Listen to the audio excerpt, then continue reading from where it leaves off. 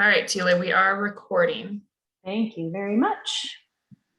And we have let people in. Looks like excellent. All right, it is 6 p.m. on Monday, November 8, 2021. I am calling this meeting of the Transportation Advisory Board to order. Thank you so much for joining us. I'm going to remember this time to have our technical host for the evening walk us through the rules. We do not have any items for a public hearing this evening, and if things run as smoothly as they're scheduled to, then we should have a nice early night, relatively speaking, for us. So go ahead, Allison, let's walk us through and then we'll get started. All right, thank you, Tila. Hi, everyone. My name is Allison. I'll be your technical host this evening. I'm just here to go over a few of the technical rules for the evening. This meeting has been called to conduct the business of the City of Boulder. Activities that disrupt, delay, or otherwise interfere with the meeting are prohibited. The time for speaking or asking questions is limited to 3 minutes. No person shall speak except when recognized by the person presiding, and no person shall speak for longer than the time allotted. Each person shall register to speak at the meeting using that person's real name. Any person believed to be using a name other than the one they are commonly known by will not be permitted to speak at the meeting. No video will be permitted except for city officials, employees, and invited speakers. All others will participate by voice only. The person presiding at the meeting shall enforce these rules by muting anyone who violates any rule. If the chat function is enabled, which it is, it will be used for individuals to communicate with the technical host. It should only be used for technical online platform related questions, not content questions. If any attendee attempts to use a chat for any other reason other than seeking assistance from the host, the city reserves the right to disable that individual's access to chat. Only the host and the individuals designated by the host will be permitted to share their screen during the meeting. Thanks, Tila, back to you. Thanks very much, Allison. All right, my first substantive order of business this evening is the approval of the minutes from our October meeting. We don't know if anyone has any changes or amendments to the minutes. I'm assuming you've had a chance to review them, but do let me know. I'm only seeing 2 other tab members on camera. So Alex or Hutch, if you have some changes, you'll have to shoot me a, uh-oh, I went off video now. I can't see me. Alex, hi there. I don't know why my video just went off. The host stopped my video, it says. But in any event, I'm still here. I have no changes to the minutes. Does anyone else have any changes to the minutes? Seeing none, I will entertain a motion to approve the minutes. Move to approve. Oh, thank you, Mark. I beat Ryan. I think Mark said it first. Mark said it first. All right. Meredith got it. Allison, I'm being told I can't turn on my video. I'll let you guys sort it out. In the meantime, however, all in favor of approving the minutes from October, 1, 2, 3, I say aye. Do we second it? Do we need to second it? I think you seconded it, Ryan. So that was a second. Okay. Yeah. All right, the minutes are approved. Thanks very much. Nice job again, Secretary, on the minutes.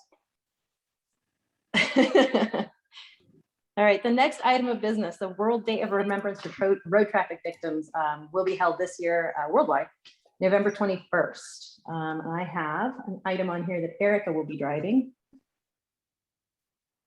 Okay, I was able to turn off my mute, so I can do this. So thank you, TAB board members, really appreciate it. I know that we have spoken extensively about Vision Zero and the need for safety in our community.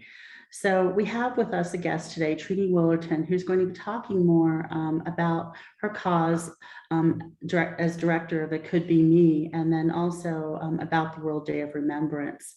This is an international event that started in 2005, and it honors 1.35 million people who've been killed and millions more injured on the world's road each year, and organizing for change to prevent such tragedies. Given our extensive discussions, I know in the past, this is something I have full confidence that we all support. The event is taking on extra urgency as the number of people dying and severely injured in preventable traffic crashes in the US is rising at an alarming rate. The first half of 2021, 18.4% more people died in road traffic crashes compared to 2020, according to the US Department of Transportation. Now that's across the United States.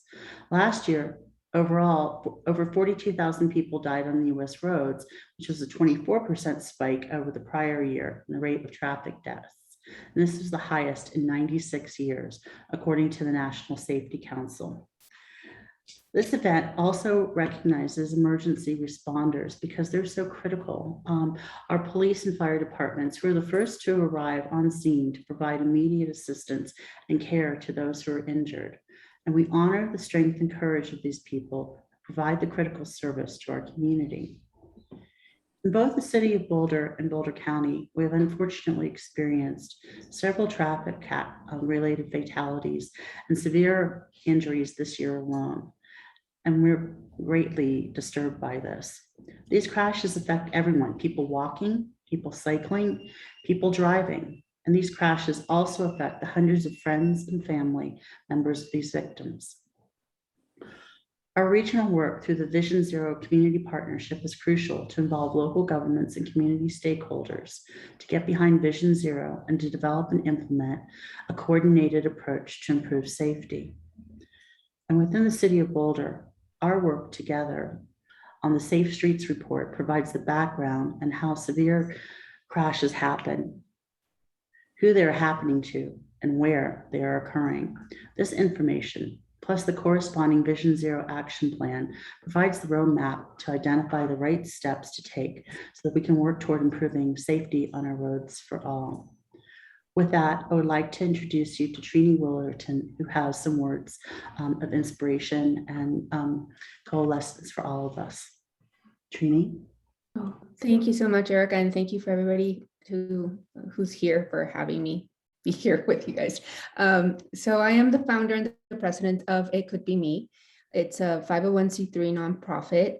Our mission is basically to improve the relationship between motorists and all users of the road by creating an environment of mutual respect.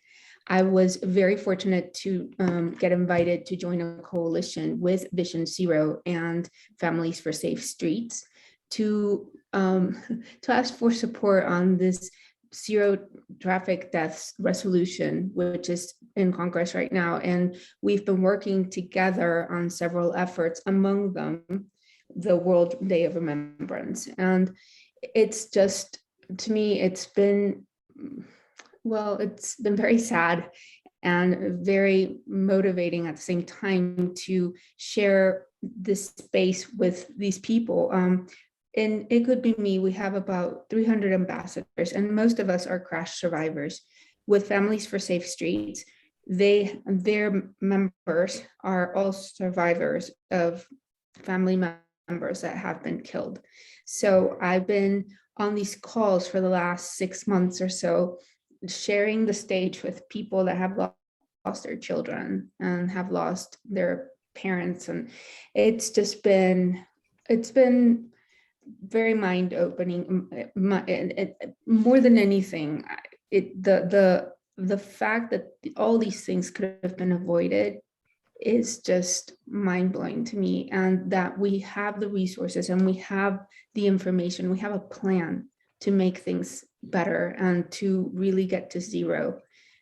So with that, this effort to just remember all those people lost is so important. We have been coordinating with David Kemp, and we have this event planned for the 21st of November.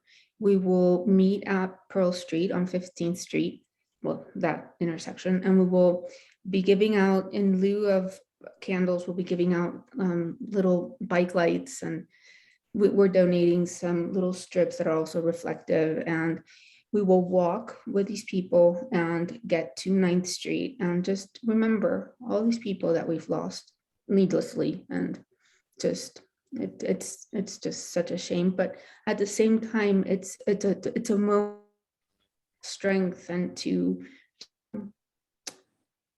get inspired by these people, because if they can survive these horrible tragedies, I think we can all, and we owe it to them to make things better. And that's my approach to everything that I do. I think that, I'm just so fortunate. I'm a crash survivor myself, and I honestly thank God every day for having the opportunity to be here and to be alive and to watch my kids grow up, because a lot of people don't have that. And so, yeah. So thank you so much for this opportunity, and it's going to be a great event. I hope everybody can join us, and yeah, and I hope the weather cooperates as well. But what time will it start?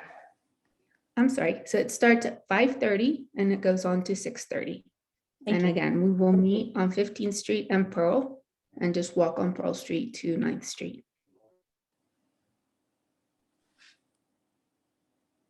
So that's walking the pedestrian mall. Yes. Okay. I appreciate your work. I remember when the It Could Be Me campaign was presented at the Vision Zero partnership meeting a couple of years ago. Yeah, At this pre-COVID. Yeah. We were in a room together. We were so in it's been person. a while ago. Yeah. So, and I do recognize as someone who's been doing advocacy work on this kind of thing for years as well, how much dedication it takes and how difficult it is to remain positive and hopeful when it feels that change is happening too slowly. So I commend you for your work and your drive. I was curious if something would come of that. When I was on a conference call about World Remembrance Day, I didn't see any other attendings from Boulder. So good job, DK and city staff for figuring out an event. Appreciate that. I wish that there was a plan to have it more visible to motorists, I would say. Walking on the pedestrian mall is an easy place to do this. And if we're actually trying to raise motorist attention to the harm that occurs and the impact that it has on real people and their families, I would encourage us to, in future events, to try to make it as visible as possible. But I appreciate the effort on this one. Thank you. Thank you, Tila. Anyone else, Tab, like to comment here? Ryan. Can I just say thank you, Trini? Sorry, it's Trini or Trini? No, Trini. Trini.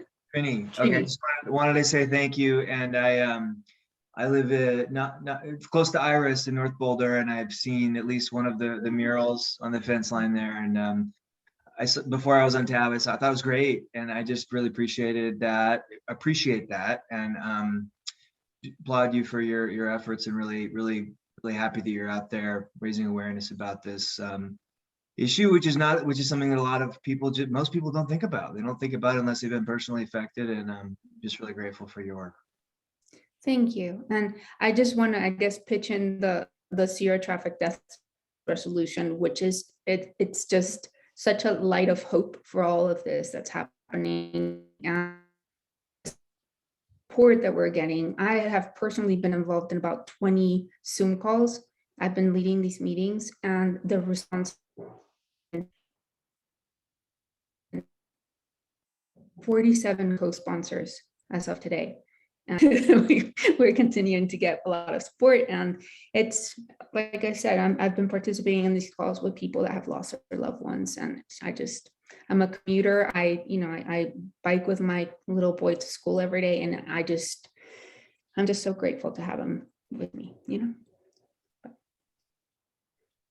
Well, thank you for joining us, Erica. Thank you for putting this on. Thank you. Thank you, Tila. And of course, we'll be talking a little later tonight about the Safe Streets report, which is a good place to start about not just building support, but what the heck do we do? So thanks very much. All right, we will move along now to have a public comment. This is our usual comment period where members of the public are able to speak to us and speak their mind. You have 3 minutes to let us know what you're thinking, what's on your mind. But if you are interested in joining the public comment, please raise your hand.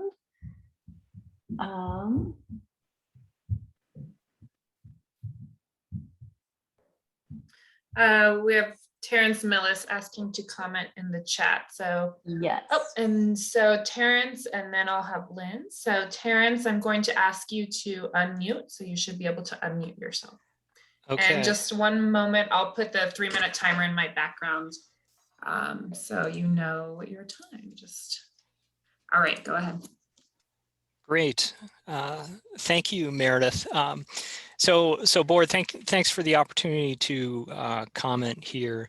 I had asked Meredith to share a 2-page memo that I provided, and I'm not in the habit of sending memos to boards, but I thought it was worthwhile to send some pictures, which are in the memo I sent.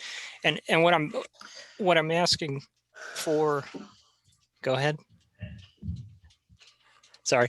I'm asking that the board please consider adding a crosswalk that traverses Spine Road, where it crosses South Orchard Creek Circle and Wellington Road. And a crosswalk has become more urgently needed because Crestview Elementary has established a bus stop right there at that intersection.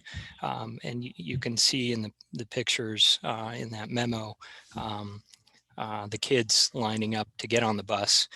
And at that time of the morning, there are a lot of cars traveling down Spine.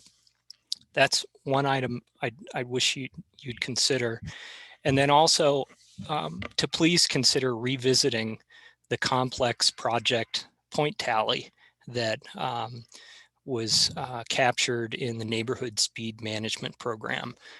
That intersection and that portion of Spine is one of the projects on that list, and it's now the 9th project on the list, and it's been on that list for a couple of years, and there hasn't been much of anything done on that road to slow traffic down, except for posting the blue signs that indicate this is part of the neighborhood speed management program. And I believe right now the tally is incorrect because it doesn't capture accidents that have occurred there in the past few years. And if those were captured, I believe this Spine Road project would be #1 on the list. Again, thanks for your time, and I appreciate that you're trying to balance limited resources to make our streets safe. I'd love to see this spot on the road be more of a priority. Thank you. Thank you, Terrence. Thank you, Terrence. Next up, I have Lynn. Lynn, I'm going to ask you to unmute right now. In just one moment, I'll reset the timer. 700 parking spaces at the Millennium. Count that, 700. 300 up at 311 Mapleton. You know, it could be me too, the way things are going in Boulder. This is utterly unacceptable that the city of Boulder does not sue CU to cap enrollment. That's what you need to recommend as responsible members of Transportation Advisory Board. Because as I was just walking past in front of Whole Foods the other day, just listening to a conversation of a guy on the phone, if they pass the CU South, it's going to grow Boulder 3 times the size it is now. And you don't doubt it at all. And it doesn't matter if it's going to be at North or not. We don't have to babysit CU where they should expand. I can tell you one place they could expand would be directly west of Jenny Carruthers Biotech, you know, but I'm not their babysitter. They can figure out where they expand. And I'm also not their complier. You know, the Olive has got these micro units there, you know, with a car for every space, you know. We aren't producing the kind of housing that we should be at Alpine Balsam, should be MARPA housing, because that's communal. It tends to use a lot less cars.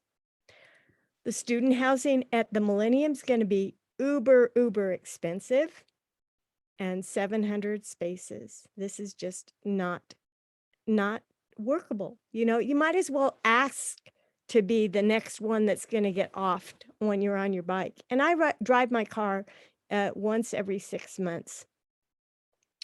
And, you know, another thing I could see that would be nice is that there's more liberal things for bikers to do in the cold and the extreme weather here.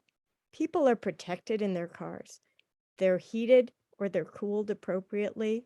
You know, we out in the extreme weather should be able to go through a crosswalk when there's nobody in the intersection instead of standing there waiting, or where there's situations where cars can really somehow be more considerate of the extreme conditions that bicyclists are exposed to.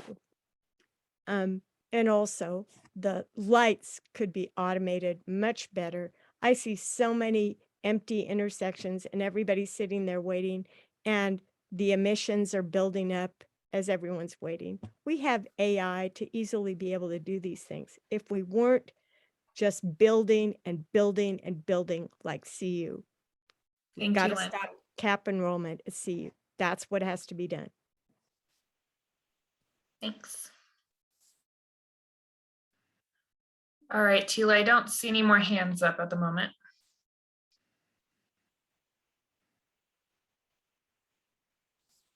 And I see that I was on mute. That's the problem. Thanks very much. To Terrence Millis's point, I do remember your email coming through, sir. Thank you for joining us again this evening. We did sort of check in with staff to see what the scheduling looks like for, we have a placeholder and a plan to have a look at how we score projects with the NSNP.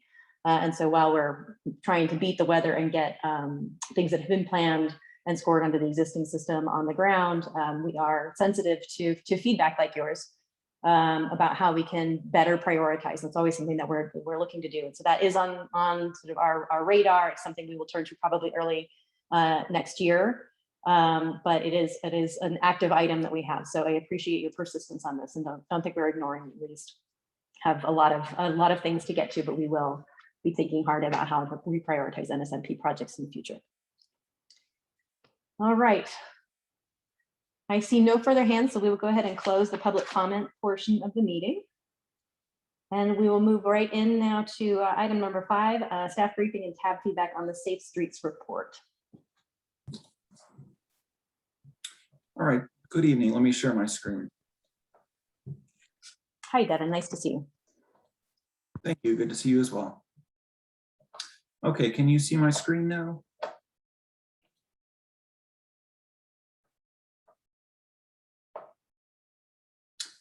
All right, can everyone see my screen? Yes, it's showing up well.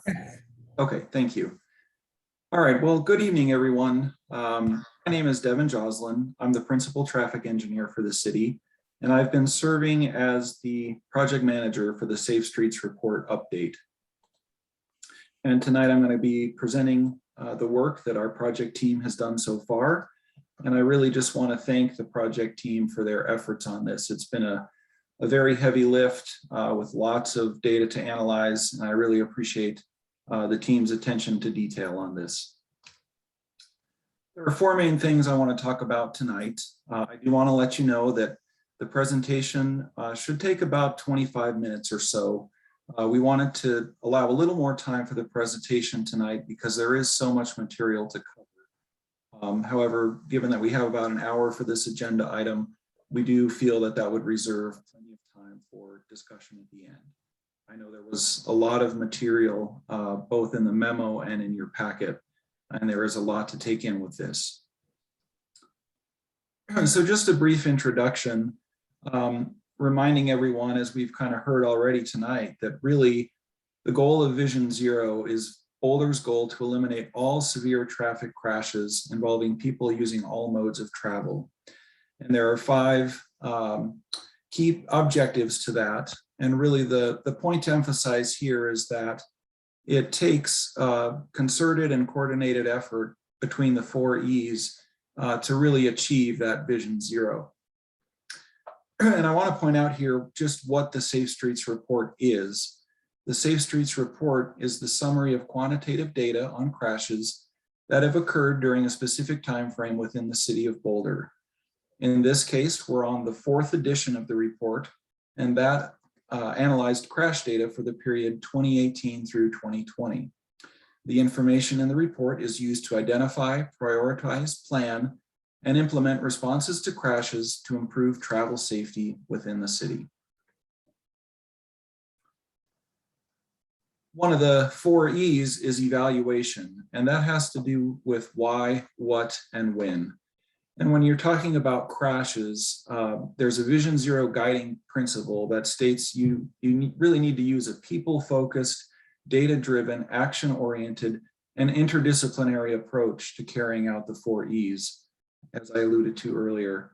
And really one way we do this is through the completion of the Safe Streets report, because it allows us to reflect upon and evaluate the effectiveness of engineering improvements, enforcement tactics, and educational outreach that has been conducted to see how much progress has been made or not, or identify certain trends that may have emerged within the most recent 3-year period. And we look at that 3-year period just to allow us to digest the data on a regular basis and continue to identify areas in the city that would be most advantageous to deploy crash countermeasures. So again, this is just a brief timeline of the Safe Streets report and its history. You can see the first publication was back in 2009 and looked at data from 2009 through 2011. In 2014, the city adopted Vision Zero in the Transportation Master Plan. And then we've had 2 subsequent updates to that, and we're now on the 4th edition, looking at 2018 through 2020. Just to get everyone on the same page, when we talk what a severe crash is, we are referring to crashes that result in a fatality or an incapacitating injury. That is what we consider a severe crash. And this is in line with many other Vision Zero cities who have the goal of reducing all fatal or incapacitating injury crashes. And you'll see that we group these 2 crash types together and refer to them as severe crashes throughout this presentation and within the Safe Streets report. I want to talk briefly about the methodology used this time to conduct the crash analysis. A few things to point out is that overall the methodology is consistent with previous reports. However, there were a few changes we made this time around. One thing to note is that all crash summaries in the latest Safe Streets report will include only crashes that occurred on public roadways. Crashes that occurred on private property were removed. And this is a change from prior reports. As such, some total numbers and percentages that were reported in previous years may not quite match what's reported in this latest report update. However, we will have a separate section within the report to allow reviewers of the report to do an apples to apples comparison. And there are 3 main reasons for this change in the reporting of private property crashes. And those are to align with industry standards for Vision Zero reporting, that we don't have any jurisdiction to mitigate crashes on private property, and that crashes on private property often lack full reporting by officers. Sometimes we don't get all the details about what happened. Just to note, private property crashes account for approximately 410 crashes per year, and 1% of those crashes are generally severe crashes. Another thing to note is that 91% of private property crashes occur in parking lots. As everyone knows, and as we're still experiencing in our lives, COVID-19 had quite an impact on the 2020 crash numbers. So we wanted to do a few things to account for the reduction in crashes in terms of the change in travel as well. And we noted in 2020 that both vehicle miles traveled and bicycle volumes decreased. And so we have some comparisons in the report that compare the decrease in crashes to the change in travel within the city. Another thing that we did this time around was to separate the Vision Zero action plan update from the Safe Streets report update. And this was done to really allow us to take a proper amount of time and do another thorough analysis to help guide what actions we can take based on the trends identified in this Safe Street report update. So these next slides will talk about the key findings and trends from the analysis of the 2018 through 2020 crash data. And this is an infographic that I think does a nice job of summarizing really the highlights of the report. And going from top to bottom, left to right, you can see that really total crashes per year have been trending down in the city since 2016. Crashes peaked at about 26 total hundred crashes, 2,600 total crashes in 2016, then declined to approximately 2,200 total crashes in 2019. And just to note, there were approximately 1,200 total crashes in 2020. Severe crashes have remained steady since 2016, ranging between 55 to 60 severe crashes per year, except for 2020, which was impacted by COVID and had 38 severe crashes. And just to note again that in 2020, there was a 44% reduction in the total number of crashes and a 31% reduction in severe crashes compared to the year 2019. And we noted that the vehicle miles traveled during that time decreased by 29%. So this would seem to indicate to some extent that both total and severe crashes did decrease a bit more than the reduction in travel that occurred as a result of the pandemic. And there at the bottom, you can see there are 5 main areas of concern: crashes involving pedestrians, bicyclists, left turns, speeding, and motorists aged 65 and over. These are crashes that have a much higher percentage of severe crashes compared to the percentage of total crashes. And you can see there at the bottom that most of our severe crashes, really nearly 2/3 of them, between 2018 and 2020 occurred on our principal arterial and minor arterial roadways. And just noting again that arterial roadways make up about 16% of our centerline miles. One other thing to note that's not on this slide is speaking about the crash types that occur in the city. And we see that rear end and right angle, also known as T-bone or broadside crashes, account for approximately half of all crashes within the city, but only 17% of severe crashes. In terms of severe crashes, we find that crashes involving pedestrians, bicycles, and people making left turns account for approximately 2/3 of severe crashes within the city. And that is why they're highlighted as areas of concern. So these next slides will walk through those 5 areas of concern in more detail and provide some additional insights into them. And really what we see is that most crashes involving pedestrians result in some level of injury. And that's despite pedestrian crashes representing only 2% of all crashes, they account for 18% of our total severe crashes. However, we have seen a slight decrease in pedestrian crashes since 2016. The total number has gone down from about 64 in 2016 to 50 total in 2019.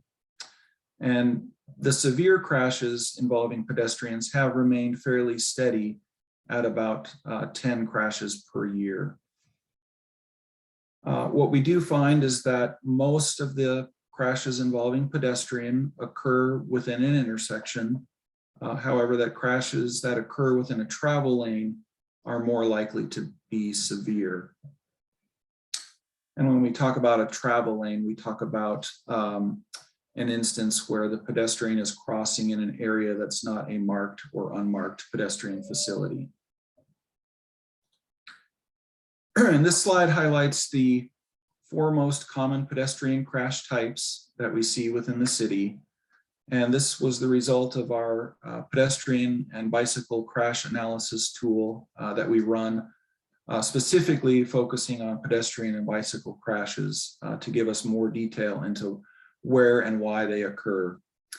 And what we can see on this slide is that these 4 crash types represent half of all pedestrian crashes, but 75% of all severe pedestrian crashes.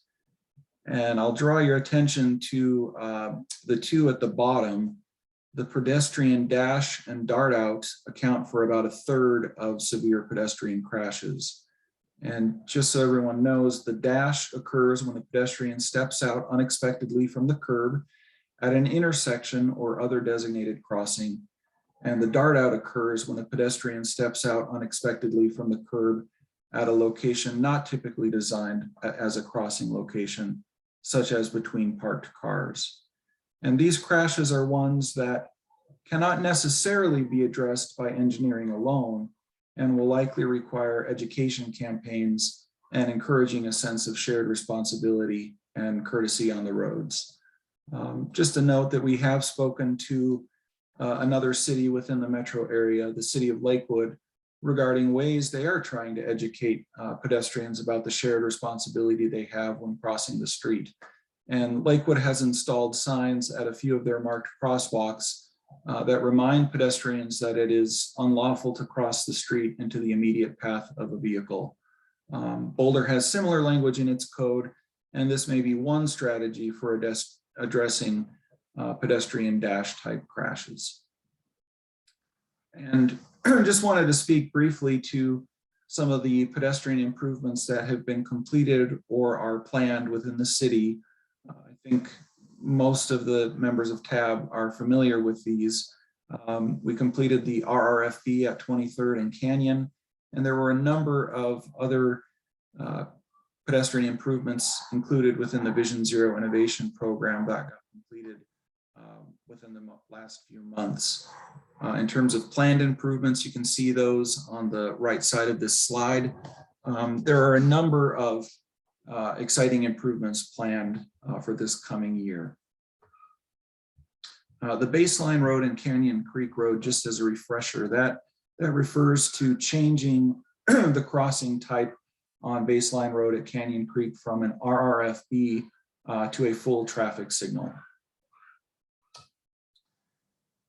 I want to talk next about the severity of bicycle crashes. And again, you can see that bicycle crashes, although they represent 6% of total crashes, account for 36% of our total severe crashes. Similar to pedestrian crashes, we have seen a downward trend in the total number of bicycle crashes since 2016. We've seen nearly a 30% decrease in the total number of bicycle crashes. There were 136 total in 2016. Excuse me, 194 total in 2016, and that number decreased to 136 total in 2019. However, again, similar to pedestrian crashes, the severe crashes per year has remained fairly constant at about 20 severe crashes per year. 18 severe crashes per year for the period 2018 through 2020. We had 20 severe crashes per year for the period 2015 through 2017. So we've seen a slight decrease in the number of severe crashes per year involving bicyclists. And again, similar to pedestrians, we find that most bicycle crashes occur within an intersection, as well as severe bike crashes often occur within an intersection. Again, similar to the pedestrians, we have here the 4 most common bicycle crash types. And these 4 crash types account for nearly half, 46% of all bicycle crashes and 37% of severe bicycle crashes. These crash types generally follow trends from the prior reports. There weren't necessarily surprises here. Just a note, about the diagram showing right turn on red at a signalized intersection.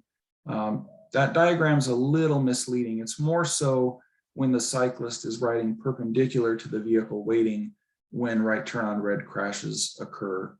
But that being said, the Vision Zero Action Plan will give us a chance to examine these crashes in more detail and look for common causal factors or site conditions that lead to them and lend themselves to the implementation of crash countermeasures.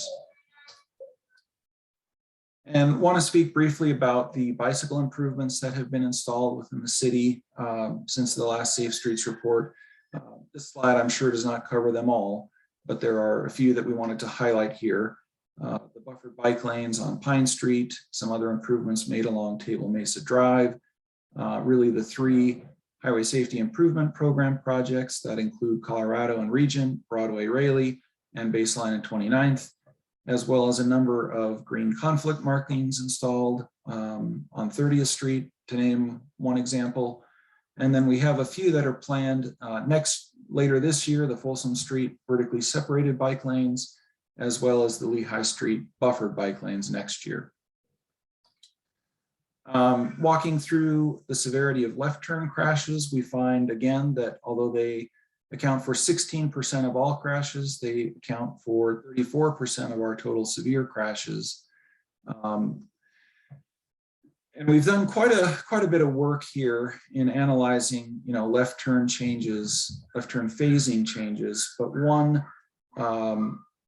trend that did emerge from the most recent crash data is that we're now seeing more crashes occur at unsignalized intersections.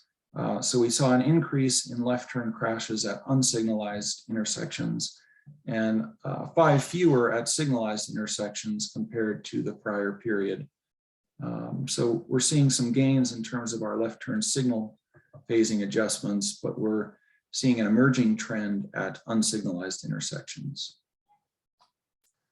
In terms of work we've done to evaluate some of our left turn phasing changes, we had data at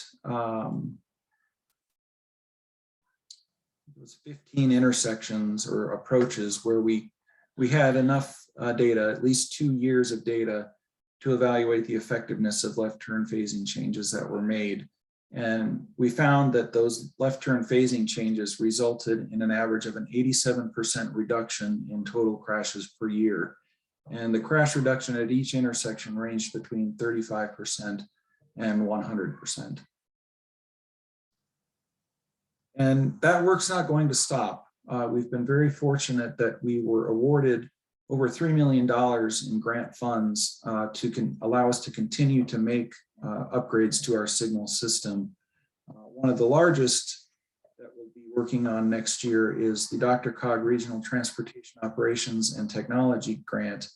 And that grant will allow us to upgrade 67 signals along 6 corridors. And it's mainly our major corridors that are on the DRCOG high injury network, including Foothills, 28th, Arapahoe, Broadway, Baseline, and Table Mesa. We also have highway safety improvement program money to reconstruct signals at 3 intersections. That'll be Folsom and Pine, Broadway and Baseline, Baseline and Mohawk. And really the 4th one that I mentioned earlier is the signal we'll be adding at Baseline and Canyon Creek. And we got another grant under Safer Signals that will allow us to rebuild 15 approaches at 10 intersections and allow us to implement flashing yellow arrow and protected left turn phasing by time of day in accordance with our signal timing practices. So all of these projects will be well underway next year, and we're excited to see the changes that those will bring. I want to talk briefly about speeding crashes as well. We saw quite an uptick in speeding related crashes within the city. And again, you can see that they represent about 1/3 of our total severe crashes. So this is a bit concerning to see that now that really 1 out of every 3 severe crashes involves speeding. And there's a pretty specific demographic when you break down the data of who is involved in these crashes. And it's, 80% of the time when it's a severe crash, it involves a male driver. And often that driver is between the ages of 25 and 34 years old. So it's a pretty targeted demographic there in terms of education or outreach that can be targeted to try to change behaviors. In terms of speeding mitigations, we wanted to continue to emphasize that this is a point of emphasis within our division and our department. And we were able to leverage a lot of the findings from the prior Safe Street report to justify us getting a community mobility planning and implementation grant that will allow us next year to take a more comprehensive look at how we set speed limits and how we sign speed limits within the city. We were awarded about $100,000 for that study, and we'll be starting that middle of next year when the funding becomes available. And just wanted to touch again on the neighborhood speed management program and the great work that that's been doing in our community. To date, we've installed 52 speed humps on 22 streets. We've installed 1 pair of radar speed displays, and we've installed 1 interim chicane.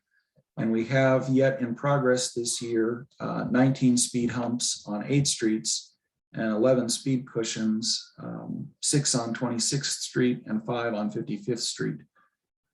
So there continues to be great work done through the NSMP to try to mitigate speeds on our local and collector streets. And then we did a similar thing with the Vision Zero Innovation program this year, where we were able to more quickly implement traffic calming along corridors. Rather than having them wait, they could get projects this year. In terms of older drivers, this was another trend that we've seen a pretty dramatic increase in the number of crashes involving our older drivers that are 65 years old and older. And we've seen that, again, these represent a pretty large portion of our severe crashes as well. And it's pretty startling to think that since 2010, crashes involving an older adult have increased by 89%, while the older adult population has increased by 35%. So in terms of next steps, we'll be bringing a similar presentation to the one tonight to City Council on December 14th to make them aware of the work we've done to date. And then we'll have the draft report available for review during January. And we plan to come back to TAB in January for questions and discussion about the report itself.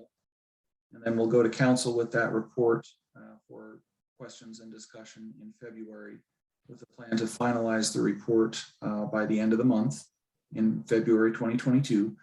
And from there, we plan to jump right into the action plan update and really use the rest of 2022 to complete that update to the Vision Zero action plan. And so with that, that concludes the presentation. And we have these 2 questions for TAB just to guide our discussion, but certainly doesn't have to be limited to these questions. So thank you very much. Thank you, Devin. Appreciate it. I'm trying to pull up the questions. Maybe you're already pulling them up there, but my initial question, and what I'd like to do is have TAB go through and ask questions first before giving some commentary. So we'll have 2 rounds if people want to weigh in twice. But one question I have just right off the top is, how will the draft report that's going to be prepared and available in January differ from what we're looking at tonight? This is just the analysis portion. This is the data, but what will be different or added later on? Okay, go ahead and answer that question now. Yeah, please. Okay, certainly. So I think, this is a lot of the hard data and numbers around the trends that we've seen, but the report will also touch a little bit more in terms of the education and enforcement components, which weren't necessarily mentioned in this presentation or the memo. And we'll also highlight a little bit more about things that have been done within the prior period as a means of trying to mitigate the crash trends that we saw within the city. Okay, so will you be also sort of including some analysis of the effectiveness of those measures that's maybe not in here right now? To a certain extent, I do think largely what we've been able to evaluate with hard data is the left turn signal phasing changes, and that was presented here tonight. Okay, thanks. It's a little bit hard to gauge on the system level the impacts of things like green conflict markings or other measures like that. Tab, any other questions of Devin? Anything you need to know or ask? Mark, go ahead. Thanks. Devin, 3 million for left-hand turn phasing improvements sounds like a bunch of money until you start, measuring hardware and gee, if you need new mast arms and stuff. So is the focus of the quote improvements in left turn phasing about replacing permissive green balls with permissive flashing yellow arrows? Or is it about moving to protected left turns, some combination? And if so, how do we decide where to do a protected left and make that improvement versus the smaller improvement of a flashing yellow versus a green ball? I didn't quite properly state that Dr. Cog project, I would say. There's quite a bit more involved than just left turn signal phasing changes within that project. The project is also allowing us to really do a full upgrade of our signal system on those corridors. We'll be taking out the radio communication that we've been using for between intersections and putting the intersections on our fiber optic network for more reliable, faster communication between the intersections. And then we'll also be installing some additional detection at the intersections on the main streets. We'll be installing advanced detection that will allow us to more efficiently, time the signals and have them adjust as cars approach the intersection. And that's called automated traffic signal performance measures. And we'll be able to get a lot more data out of our signal system by having those measures in place. So that project is a little more than just left turn phasing. But in terms of your question about left turn phasing, yes, it is a combination of changing green balls to flashing yellow arrows. And then the phasing determination is ultimately decided in accordance with our traffic signal timing practices manual. And that looks at things like the number of lanes you have to cross, the speed limit, the opposing traffic volume, the number of pedestrians and bicyclists that are in conflict with that movement. All those factors come into play when we make a determination of left turn phasing. So the last thing you said there, about pedestrian presence, bike presence, do any of these improvements allow for a restricted or protected left? And I'm thinking now of the pedestrian. I want the protection that if I hit the beg button and I want to cross, that it would activate a fully protected, it would protect me crossing rather than me having to wonder about someone. If I hit the beg button and I'm now told I've got a white man walking there, that I can be confident that that the phasing is protecting me from the left turn movement of the automobile. That is something we are looking at more closely, and we have it implemented at 30th and Walnut. It's called pedestrian protect phasing, and it does just that. If you push the button to cross, it will serve a protected left turn phase during the conflicting pedestrian clearance time. And so that is an option that we have available to us in our toolbox that we can explore more widespread throughout the city. Well, I'll go experience that particular one because I certainly experience many that I wish that was the case. And I think there are other things you can do with the flashing yellow arrow that certainly make it better than the green ball. But one of those things is to delay the onset of the flashing yellow arrow. Basically, you display the red arrow during the walk indication, and then turn it on during the pedestrian don't walk, the flashing pedestrian don't walk indication. So it's kind of like an LPI for left turns. Thank you. It's kind of more like a lagging left turn, Right. right? Yeah. Alex, you've unmuted. You have some questions? Sorry if I missed this, but will there be a technical appendix that highlights some of the potential treatments at our highest crash intersections like we've had in the past years? I think we're incorporating that into the Vision Zero action plan this year. The high crash locations are just identified just as that, just by their numbers. And we didn't really get a chance to, with this analysis, dive more deeply into the specific, how the numbers stack up in terms of crash types or trends at the intersection level. Okay, what's the timeline for that effort? The action plan will be completed throughout next year. Okay, thanks. But we do intend to be very specific with that action plan and identify, very specific countermeasures we can apply at our intersections. Okay, thanks. Hutch or Ryan, do you have any questions at this point? Ryan, go ahead. Devin, thanks. I'm thinking big picture. You presented the 4 E's: engineering, education, enforcement, and emergency medical services, if I got that right. I'm just thinking, so if you think about other cities or places that are best in class in any of these categories that would be peers of ours, is that something that you use or think about? Like, you can identify other places and say, they're really doing this right, we'd like to do that? Or is that not something that you can and we can and should use? Oh, I would say absolutely. We are always trying to learn from our peer cities and other cities within the metro area. There are quite a few coordinating Vision Zero type meetings that staff attends in order to learn from others and find innovative best practices that we can take back and try here that others may have already tried out elsewhere.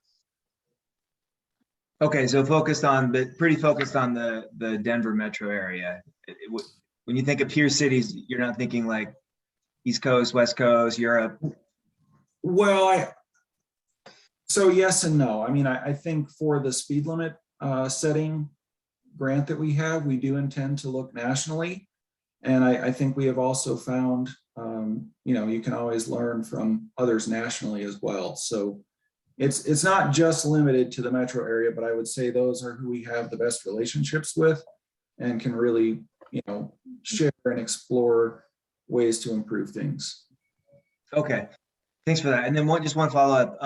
This might be a little bit abstract, but if you think about those 4 E's, so seems fine to me that those are the right ones. Are any of those more important than others? If you said, look, we want to really reduce to 0, and we've got the money and the time or whatever. I mean, are all 4 of those of equal weight and importance, or is one of those where we would likely, if we really tried, get the most impact from? That's a bit hard to say. I mean, as I said in the presentation, I really do feel it takes all of them to help you achieve your ultimate goal. Argue that engineering may have the most impact, but I think what we find sometimes is it is hard to implement education campaigns that you feel make an impact on people, and there are certain crashes that really lend themselves to education over engineering, because it's just a certain behavior, like you shouldn't look down at your phone while you're driving, right? You shouldn't be distracted or sending a text message, but it's like people do it all the time. So how do you get inside their head and educate them that is not an acceptable behavior when they're behind the wheel? So I think that is certainly a component as well. And we can talk about enforcement as well and how that gets implemented. And I think what this report does is it can lend itself to informing where enforcement should be targeted. And the roads that have the most issue in terms of speeding that we can explore later and, you know, take a closer look at them to maybe make adjustments. Okay, thanks, Devin. Okay, Hutch, do you have some questions? Yeah, I just had a simple one, Devin. And I believe, like I think everybody does on this call, that the arterials and these major streets are at the core of where we need to do things that are preventative. But I struggle with the way we're running the numbers, and I just wanted to double check. Saying that per mile they're the worst. I get why we're doing that, because that's our easy measurement. But I'm presuming we are also confident that per car they're the worst, because that's what I care about. You know, a mile of residential street where anybody hardly ever goes up and down it, to me isn't, you know. So yeah, I probably don't have as high a probability of accidents. I'm wondering if we have any insight into the accident rates or accident probabilities or severities, you know, per car going through the street type. I know you haven't had time to do the intersection level look at this yet. Well, you bring up a bit of a sticky situation in the industry, because crash rates are a bit of an interesting animal when you get into them. Because you can imagine that an intersection like Foothills and Arapahoe that has many, many cars going through it every day, you know, you're dividing by that larger number of cars. So it takes many more crashes to a rate that would be equal to on a local street. If there's 1 or 2 crashes and only a few hundred cars per day, your rate will maybe be higher on the local street as compared to the major arterial intersection. So there is a way around that in the industry that I think we'll look into with the action plan, and those are called safety performance functions, and they really compare the characteristics of an intersection to other intersections of a similar type. So for Foothills and Arapahoe, you might look at like a 4-lane or 6-lane major arterial intersection that has a median dividing it, and you will find how that intersection compares to other specific intersections of a similar type.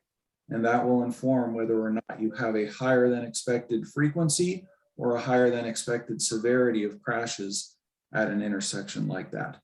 And that's referred to in the Highway Safety Manual as the level of service of safety. And it's on a scale from 1 to 4, with 1 being your lowest potential to really implement crash countermeasures that would make a difference, and 4 being you have a high potential to bring crashes down by making changes at the intersection. Got it. Thank you. Well said, Devin. Thank you. I have a couple of questions. One of them being, I noted when we went through the report, the word driver wasn't used a whole lot, and instead it was very neutral language about people involved in crashes, you know, as pedestrians. But there were a couple of times in the draft and then also in your presentation tonight where you called out senior drivers. And I wondered if there was something different going on with the senior data. So, I mean, just for instance, taking this year so far, we've had at least 3 seniors killed on our roadways. And one of them was a pedestrian, and one of them was a driver, and one of them was a passenger in that car, if I'm recalling correctly. Are we including all 3 of those seniors as part of the charts, or are we pulling out senior drivers? So I think our data that we've presented in the presentation in the packet looks at an instance where the driver is age 65 or older and is found to be at fault in the crash. Okay, so they're not just senior involved. Correct. It's senior that is the driver Okay. at fault. Okay, interesting. It wasn't clear, by the way, from the draft, so just bear that in mind. Some of these, and I plan on the side to send you a more blow by blow. Sure, thank you. Yeah, because I mean, I love this stuff and love diving into it, but we don't have to do that at this whole meeting. Sure. But another question that I had, I have all of the old Safe Streets reports, and in the first two, there were different things that we looked at that are no longer included. I'm curious why. And then, of course, in the first two, they also didn't ever look at speed. And I'm hoping in large part because of Tab's feedback on the speed, that it is now sort of a regular part of the analysis. What I'm thinking of that isn't here is things like time of day and time of year of crashes. Is there a reason that that got left out or was considered not as important? How did you decide sort of what to put in and what to leave out? Because these former reports vary from 53 pages long to 15 pages long. So I appreciate we're still playing with the format, but what was your thinking in including what you did? Sure. So I think we see the overall Safe Streets report as the very high level overview and summary of the crash data for that 3-year period. And that allows us to then take a deeper dive through the action plan and get into more of those things that you mentioned, like time of day, day of the week, month, lighting conditions. All of those things really should be reviewed when you're talking about what improvements could potentially be made at an intersection or other location. Okay. I think my last question is kind of related to one of the changes that you made, and it made a lot of sense to only look at crashes on public streets because you don't have jurisdiction in the parking lots. And they're generally not injury crashes that are happening in those parking lots, which made a lot of sense. Of course, places that we are seeing high numbers of severe crashes and injuries are major roadways, our arterials, and the big collectors. These are, of course, places where the city of Boulder isn't the only entity that has jurisdiction.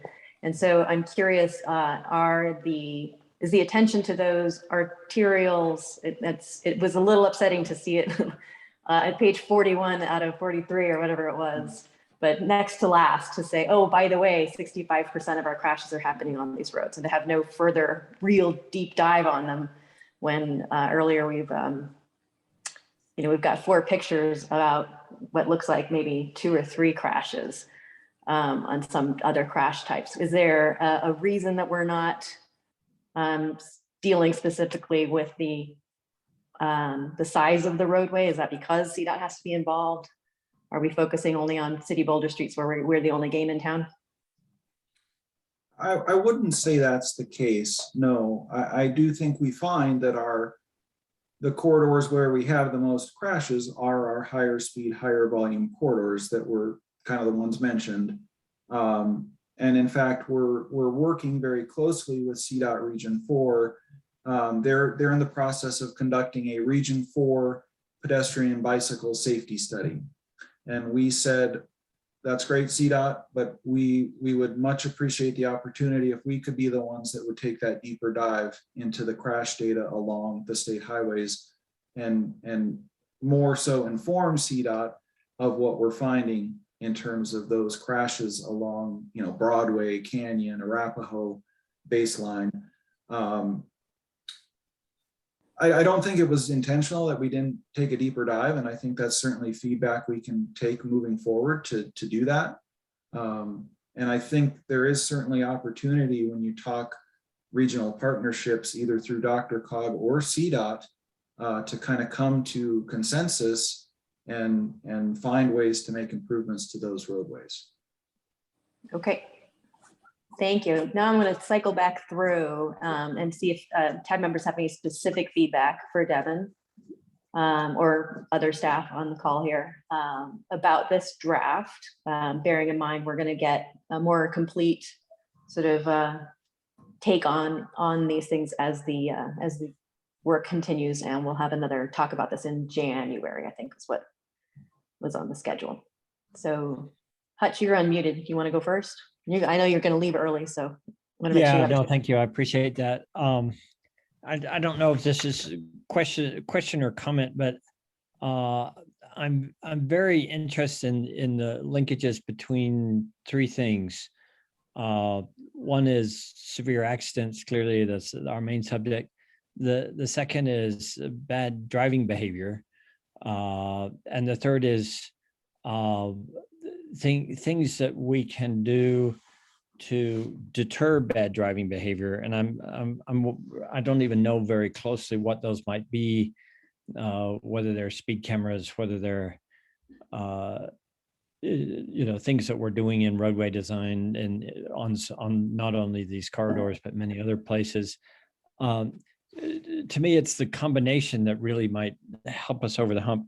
And I'm wondering in the reportage that comes out, whether there's a way to make any of those linkages, whether we have some places in the city where we think that the roadway is helping us versus hurting us as we come up to intersections or some of these, higher risk locations.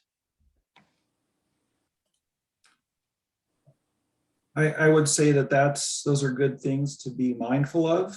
And I think there are some opportunities. We plan to look at that in more detail. We are kicking off the analysis of 20 is plenty. And one large component of that evaluation will be to understand to the extent that the speed limit sign influences driver behavior versus kind of the environmental conditions and roadway design influences driver behavior and their tendency to drive or not drive at the 20 mile an hour posted speed.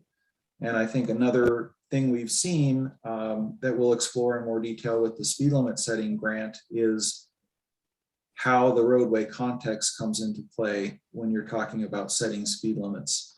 I think there is a lot in the way of technology that can be leveraged. I mean, there's certainly a number of apps. You can set your phone to do not disturb. You can have these basically ignition interlocks that you have to blow into and prove you're not drunk before the car will start. So there are things like that that could be leveraged as well to kind of reduce impairment and distraction. But those are, I don't know kind of where those stand in the industry or what the future trends are related to those. And I think we've seen in addition that there is this appetite in the United States for just bigger, faster, more powerful vehicles. And just the sheer size of like a F-150 truck compared to a child is pretty staggering. And there continues to be this manufacturing of safety features within the vehicle to protect the occupants, which is great. But the vehicles themselves are getting heavier and more powerful and larger. So it's kind of this interesting dynamic of they're sort of playing against each other where occupants inside are probably more protected with more advanced features, but the vulnerable road users are perhaps left in a more desperate situation because of those changes. Mm.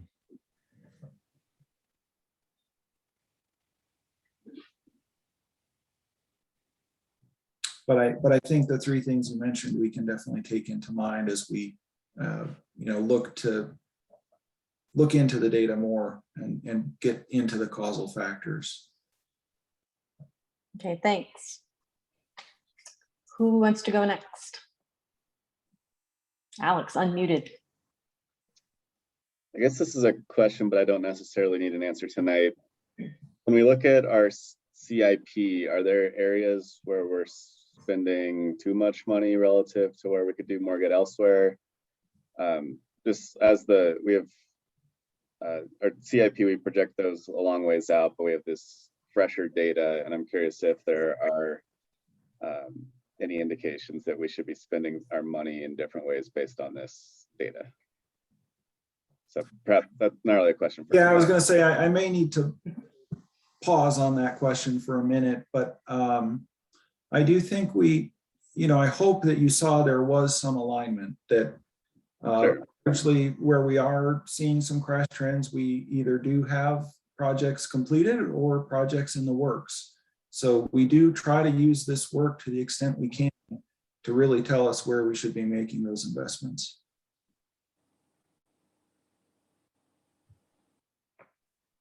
Thanks. Ryan, go ahead. Devin, thanks. I can't remember what the exact questions you had for us were, but I think it was mostly on input. So I'll just offer two thoughts.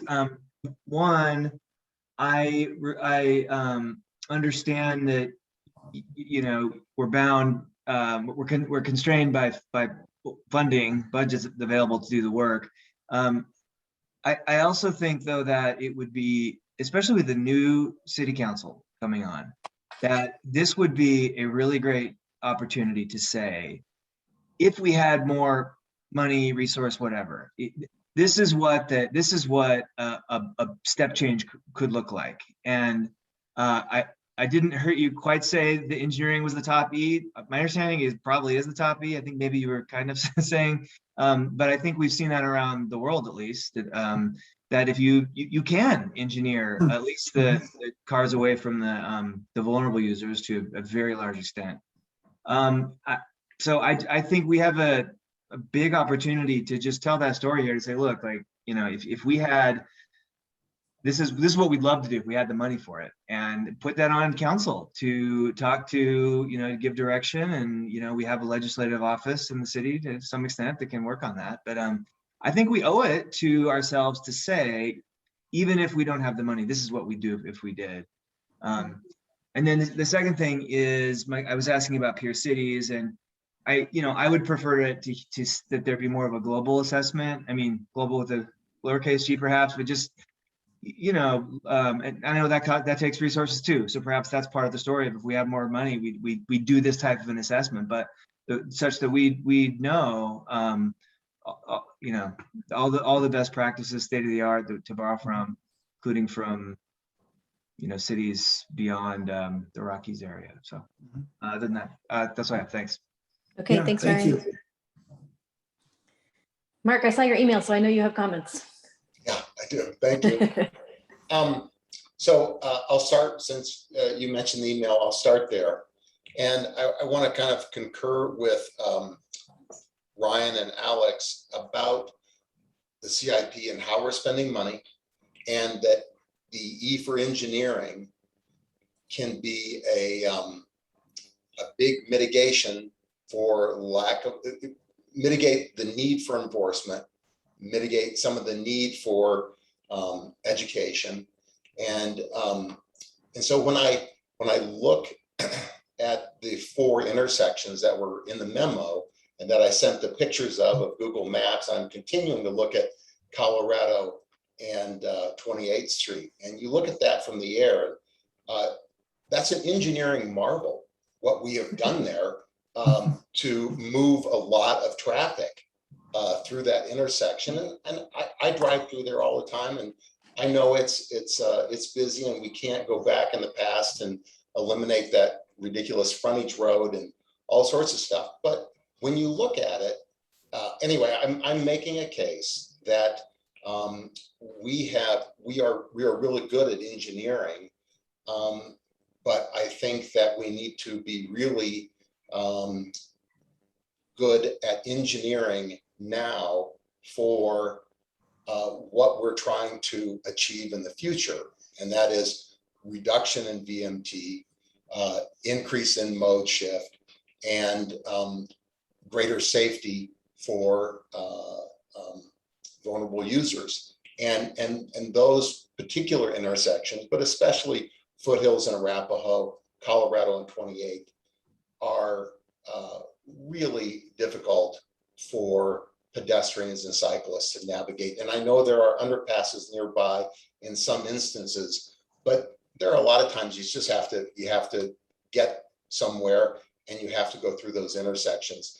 And they're intimidating, they're dangerous. And I think our data shows that. So I would encourage the department to use these exceptional engineering skills that produce these high throughput intersections, but going forward to change that to achieve our climate goals, our safety goals. So that's my comment on those. And it really is stunning to look at the amount of engineering that goes into those intersections.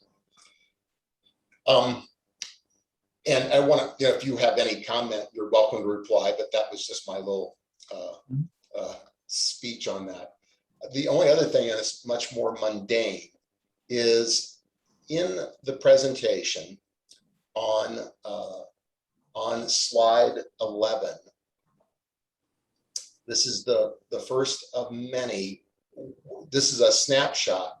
I find the one, I really appreciate seeing real trend graphs versus just, for instance, it says 2020 has a dark gray down arrow, 44%.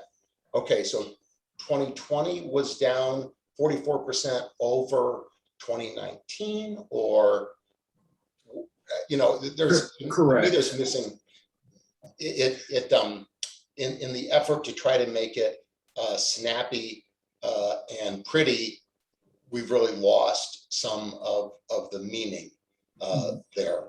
So the other thing is, if you take that slide and then you also look in the memo at just page 22, 23, etc., the colors of the numbers are confusing. They're red, they're gray. We have dark arrows going down. Anyway, I really struggle. I was really struggling with trying to understand what some of this was telling me, partly because of the use of color in some of the graphs and trends was inconsistent, or in all the columns it's red, and some of the columns it's all gray, without, even though some things were good, some things were bad. Anyway, Right. No, that's good feedback. Yeah, for sure. I think we can take a look at cleaning up and making it very clear and consistent throughout when we express, trends or numbers, to try to make it as clear to the reviewer as possible. Yeah. Okay, that's my only two comments. Thank you. Yeah, thank you, Mark. Thanks, Mark. Okay, I have a few comments as well. One of them I kind of already alluded to, and it's that I feel there's a lot of attention here and effort and big pictures on some crash types that are, I think, simply not worthy of the space that's devoted to it in this draft, particularly if we're, and it was page 41 out of 42, if we're only going to point out that 65% of our crashes occur on principal and minor arterial roadways, at the very end of the report. That's a huge data point. If 65% of our severe crashes are happening on this kind of roadway, we really need to be paying more attention to that than to the 2 or 3, if I reverse engineer the numbers right, of the dash out, dart out pedestrian motor vehicle crashes that, get their own infographic. I found that these graphics were really good, really easy to understand in general. I did have trouble sometimes when there was no red. I'm like, well, what happened? Did it change colors? It was just there wasn't enough data on some. And so, for instance, on page 10 of the draft, the severity of private property crashes, we're not really, if you've already said we're not going to talk about them, I would just ditch that whole slide. I got no value out of that, especially because there were 2 fatals, one in 2011, one in 2019. They just felt like in places we were just kind of filling space. And I think that sort of shorter and punchier and more important data should remain in, but the stuff that's not, recognizing we probably put a lot of work into making this slide, it's simply not a critical part of the story or about how we're moving forward, as I understand it. So I would kind of give a more critical eye to whether we need all of the infographics here, but in general, I thought that the graphs were and because of the size, like nice and easy to see what was going on. And so generally, I think pretty well done as compared to the previous drafts. And now I think I'm about to speak a little bit out of both sides of my mouth. And one of them, one side is going to say, I would be very skeptical of some of this data and from drawing hard conclusions about some of it, in particular because of how weird 2020 was.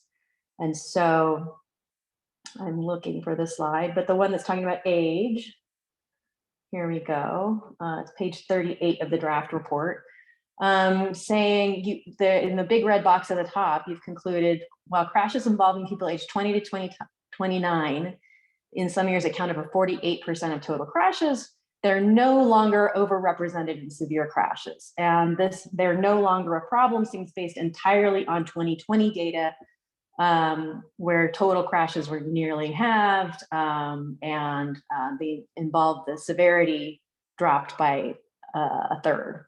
And given that most of those age 20 to 29 people are students at the university, and that they were not in classes, and some of them were not even in the city, I really wouldn't conclude it's no longer a problem, because it has been a pressing problem noted in all of the previous reports. And you have data going back to 2009. I think we had the first report had data in 2008 as well. We know it's an issue, and it's revived again this year. I think in the 7 severe crashes we've talked about, I believe 5 of them involved drivers 25 and younger. So be careful with concluding a whole lot about that when we're relying on 2020 data. And I think you've done a good job in not relying on that by the slide talking about speeding crashes, which also showed a drop in severity. But you rightly say between 2018 and 2020, 1 out of every 3 severe crashes involved speeding, and didn't conclude, oh, it's getting better or this trend is downward, because it's a messy year. This data in general is kind of messy. And so I think you've done a good job at not, like over-interpreting or over-relying on some weird data. Now, where I'm going to speak out of my other side of my mouth is, I would say, as an advocate, and I know you're not an advocate because you have a job, but as an advocate, some of this data was very exciting, I think, because of how it tells a story. And that we ought to be using it to enhance our messaging in places when we conclude that education is a valid approach for X type of crash. And I think the biggest place that it tells the story is in showing how severe crashes and overall crashes dropped in 2020, yes, by much larger margins than the vehicle miles driven dropped. And so that tells me that if we can really get people to embrace our goals of fewer vehicle miles traveled, to really stop as much SOV use as we claim for a lot of reasons that we want to pursue, that we have reason to believe we will gain outsized safety benefits from that kind of movement. And it should help us make the story that we need more money, that we need better leadership from CDOT on these high injury network locations, and to not just treat this as an engineering and a safety problem, but to treat the safety gains from our larger goals of improving the way that people travel. This data should help us craft that story, and I think gain a lot for our community if we let it. So in the final draft, I would love to see some really big picture discussion of those kinds of trends, places where we seem stuck. Like, even though overall crashes dropped, there's still about 18 or 20 cyclists getting very, very seriously injured every year. And being honest about, places where we need more of a regional push or to try to do something different, because despite a number of improvements we've attempted, we're seeing a flat line here. So it should help us sound the alarm for really trying to do something bolder. And as I forget who noticed earlier, but noted, we have a new council, It's a good time to try to catch their ears. This is maybe more on me and people like Tab as individuals and as advocates to reach out to them and try to sell some of this data as part of a story about why City Council needs to be more supportive of and more skeptical of objections to making bigger changes, because we can tinker with the mast arms of a light, you know, as long as we want to, but there are going to be certain crash types that are not amenable to changes like that, and doing bigger, bolder things like taming our arterials is going to take more political will and more political effort. I think that to the extent that this data and this report can help tell that story and help paint the urgency of the problem, the better. Thank you very much for that feedback. Yeah.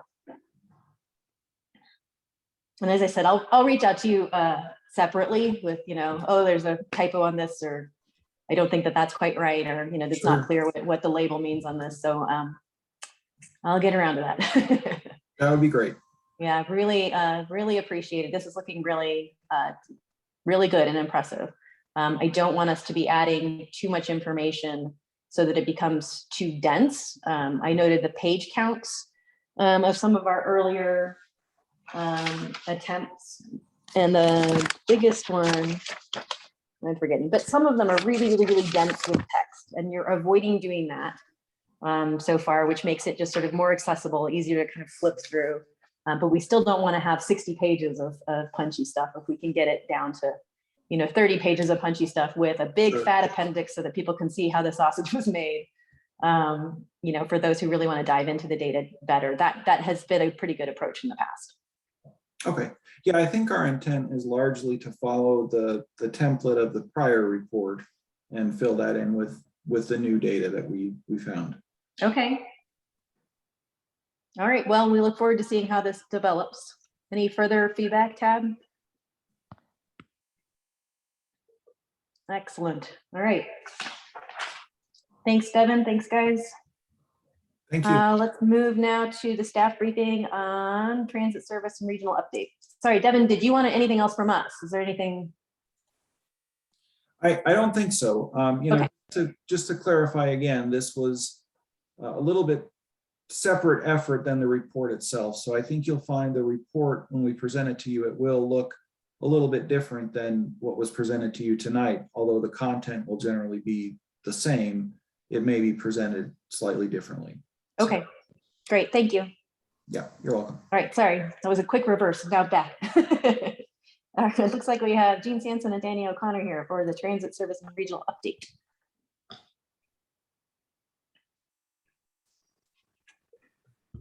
Yeah, good evening.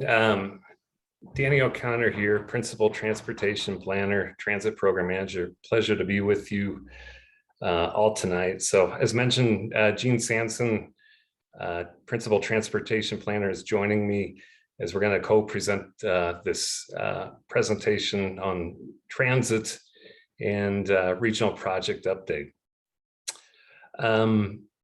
Let me go ahead to the next slide here, please. So specific to just kind of the order of how we'll brief tonight, this is similar to how it was outlined in the memo.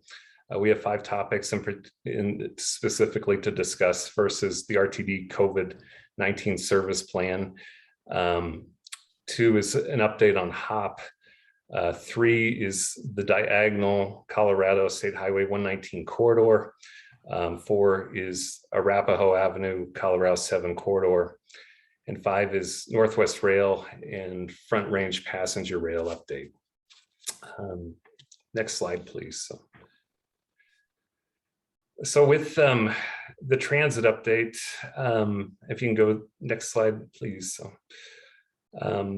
as we have shared with you before, RTD continues to operate its system of regional bus and rail services under its COVID-19 service plan, which has been in effect since April of 2020. The RTD COVID-19 service plan initially represented about 60% of pre-COVID service levels and generally involves providing service levels and schedules typical of Saturday on weekdays. Consequently, this has resulted in reduced frequencies and shorter service hours for services. And in some cases, there's service suspensions for routes that did not have previously a Saturday schedule. RTD system ridership has been significantly impacted by COVID conditions and currently is trending between 40 to 50% of pre-COVID 2019 levels. Just to give you kind of a perspective of what that looks like.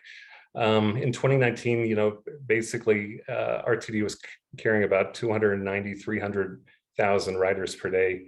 Right now, they're trending at about 125,000 per day system-wide. Next slide, please.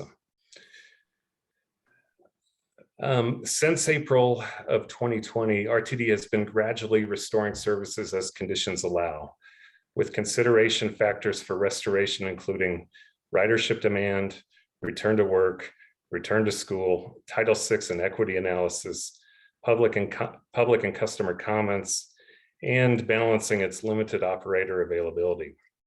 As of September of 2021, RTD is now operating about 70% of its pre-COVID 2019 service levels, as they were able to add in some services really in conjunction with the return to school push that we saw with this fall semester. Currently, RTD's financial projections are indicating that they expect to restore about 85% of its 2019 service levels, so really the baseline service levels, by 2025, 2026. Next slide, please. So as you can imagine, city staff has been really monitoring service changes, service levels, customer comments, community impacts since this service plan was initially implemented in April of 2020. And we remain in continuous dialogue with RTD in presenting these matters and formally submitting requests for critical service restorations during their public input periods for planned service changes. Echoing many of the public comments provided to RTD during its latest round of public input, our primary asks of RTD have included continuous and updated customer messaging around the status of suspended services. Currently, there's 7 routes that have been suspended in Boulder since April of 2020. Their stops remain in the ground, and it's just so important just to keep customers apprised as far as the status and alternative options for those routes. 2, we continue to hear comments and advocate for the restoration of Flatiron Flyer 2 and Flatiron Flyer 4 services. 3, we're really looking for restoration of transit services at Boulder Junction. 4, return of the Golden Boulder route. And 5, working with RTD and partners for providing a new on-demand service for the Gunber area, as this is an area that has recently lost route service. Next slide, please. So really in discussions to date with RTD, part of our request for these restorations has focused on requesting federal transit relief funding that has been designated for the Boulder County's smaller urbanized areas to be applied for such priority service restorations. You may have seen the latest development in which CDOT, RTD, and Boulder County have agreed for CDOT to transfer federal funding designated for Boulder County's smaller urbanized areas to Boulder County instead of to RTD. Hence, we are having ongoing discussions with Boulder County staff on how this federal funding may be used going forward for service restorations and operational assistance in Boulder. In the meantime, staff will continue to monitor service levels and customer concerns, promote public input opportunities, and advocate for critical service restorations with our partners at RTD. Next slide, please. So switching gears, let me give a quick update on HOP services in Boulder. HOP has also been operating with reduced frequencies since April of 2020. We continue to plan and really look at service levels in coordination with our funding partners of RTD and CU. Currently, HOP is operating 75% of its pre-COVID 2019 service hours. The service plan really is coordinated with increasing frequencies and services when CU is in session, and scaling back when CU is out of class, really to match the greatest ridership demand that we see. We are seeing some encouraging movement with HOP ridership. October ridership averaged about 1,200 per day. While this is about 43% of what October of 2019 ridership was for HOP, it is more than double what we saw last October. Next slide, please. Just for some more additional context on HOP ridership trends during COVID, this graph depicts HOP ridership from January 2019 to October of 2021. To the left, the green bars show 2019 HOP ridership in a pre-COVID area. You'll note that there's a typical seasonal curve in the data with higher counts corresponding when CU has semesters are in, classes are in, and there are many months in 2019 with ridership greater than 60,000. Blue bars in the middle refer to 2020 and really dramatically show the immediate impact COVID had on ridership starting with March and April figures. I think what's so interesting in this slide, February of 2020, that was one of our highest ridership months. We were at over 100,000 riders on HOP. And, as soon as really COVID took effect, we were down to less than 20,000 from April on. To the right, in orange is 2020 trends. And I think what's really encouraging are those last 3 months, August, September, and October. Those are the first 3 months that we have seen ridership over 20,000 on HOP since March of 2020. A really good sign. This corresponds with CU's return to campus this fall, and an encouraging trend for where HOP ridership continues to gradually grow. If you can go to the last slide, please, here. Staff is also working to enhance the HOP by pursuing, part of our strategy to electrify the HOP fleet by 2030 per the 2019 Transportation Master Plan goal. You may recall that we took delivery of 3 battery electric buses in April, and we are in the process of securing and finalizing various grants that will allow us to purchase an additional 6 e-buses with delivery expected in 2023. Funding for this next e-bus order includes CDOT Faster grants, CDOT Settlement grants, and an expiring CDOT MMOF grant that was initially secured for HOP service expansion to occur in 2020, that we are pivoting to purchase e-buses in light of the unfavorable conditions for service expansion in the near term.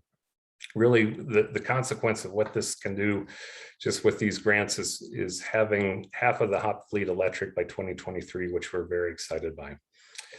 With that, let me turn it over to Jean to discuss the regional transportation projects. Thanks, Danny. So I'm going to switch gears and, building off of the transit update that Danny just provided, zoom out a little bit and speak about the status of some of our regional transportation projects. So as you all know, the Boulder Valley Comp Plan and our Transportation Master Plan provide us the policy framework by which we as city staff and you as boards and city council representatives work with our neighbors and our agency partners to plan and pursue funding and implement regional priority projects. And our current policies from the TMP support greater mode choice for Boulder residents, students, visitors, and non-resident employees, and encourage high quality multimodal travel options through transit, bicycling, ride sharing, and other modes of transportation. And you'll see this reflected in the map in front of you. So this map illustrates a network of multimodal regional corridors identified in the 2014 Northwest Area Mobility Study, which we affectionately refer to as NAMS. And this evening, I'm going to highlight 3 of our priority NAMS corridors, starting with our highest priority, which is the Diagonal, or Colorado 119. And I'll also cover the status of East Arapahoe, Colorado 7 multimodal corridor improvements, as well as completion of the RTD's Northwest Rail project. And you'll notice that I'm no longer referring to these as State Highway 119 or State Highway 7, because CDOT is officially transitioning to Colorado 119 and Colorado 7. So I'm trying to get used to this as I present this information. So turning our attention to Colorado 119. The multimodal planning and environmental linkage study that RTD sponsored and was completed in 2019 really established the multimodal vision for this corridor. And it also established a handful of goals. So just to highlight a few, improving safety, enhancing travel time, and pedestrian and bicycle connectivity are all important goals that have guided the work in this corridor over the last several years. And as you see listed on the bottom of the slide, we work closely with all of our corridor stakeholders and partners to develop funding and implementation strategies to advance these goals. And this map has a lot of information on it, but what it's describing and is also detailed more in your memo is that we're actively coordinating among our corridor partners, and major improvements will include things like the BRT, transit enhancements, a commuter bikeway, and intersection optimization, and first and final mile connectivity, and of course, enhancements within the city of Boulder and the city of Longmont, as you're well aware, such as the 28th Street Improvement Project to facilitate expedited transit travel time once BRT is within our city centers. A major advancement in the project development process that I want to share with you tonight has been CDOT's leadership in moving forward what they call the Colorado 119 Safety and Mobility Project. This project picked up where RTD's PEL, or Planning and Environmental Linkage Study, left off in the technical analysis of the highway design. And when I'm talking about the highway design, I'm really referring to the trunk. So that section of Colorado 119 between Boulder and Longmont. Over the past year, the study looked at 7 alternatives for 2045 conditions, ranging from what would happen if we do nothing, the no build alternative, to adding additional general purpose lanes, to adding queue jump lanes at congested intersections, to adding full tolled express lanes to the trunk line, much like what you see on 36 today. Results of the study were finalized last month, and they indicated that intersection improvements paired with the queue jump lanes option is the preferred alternative, given that it's the lower cost as compared with alternatives such as full managed lanes, and provides the ability to provide exceptional BRT travel time savings and trip reliability.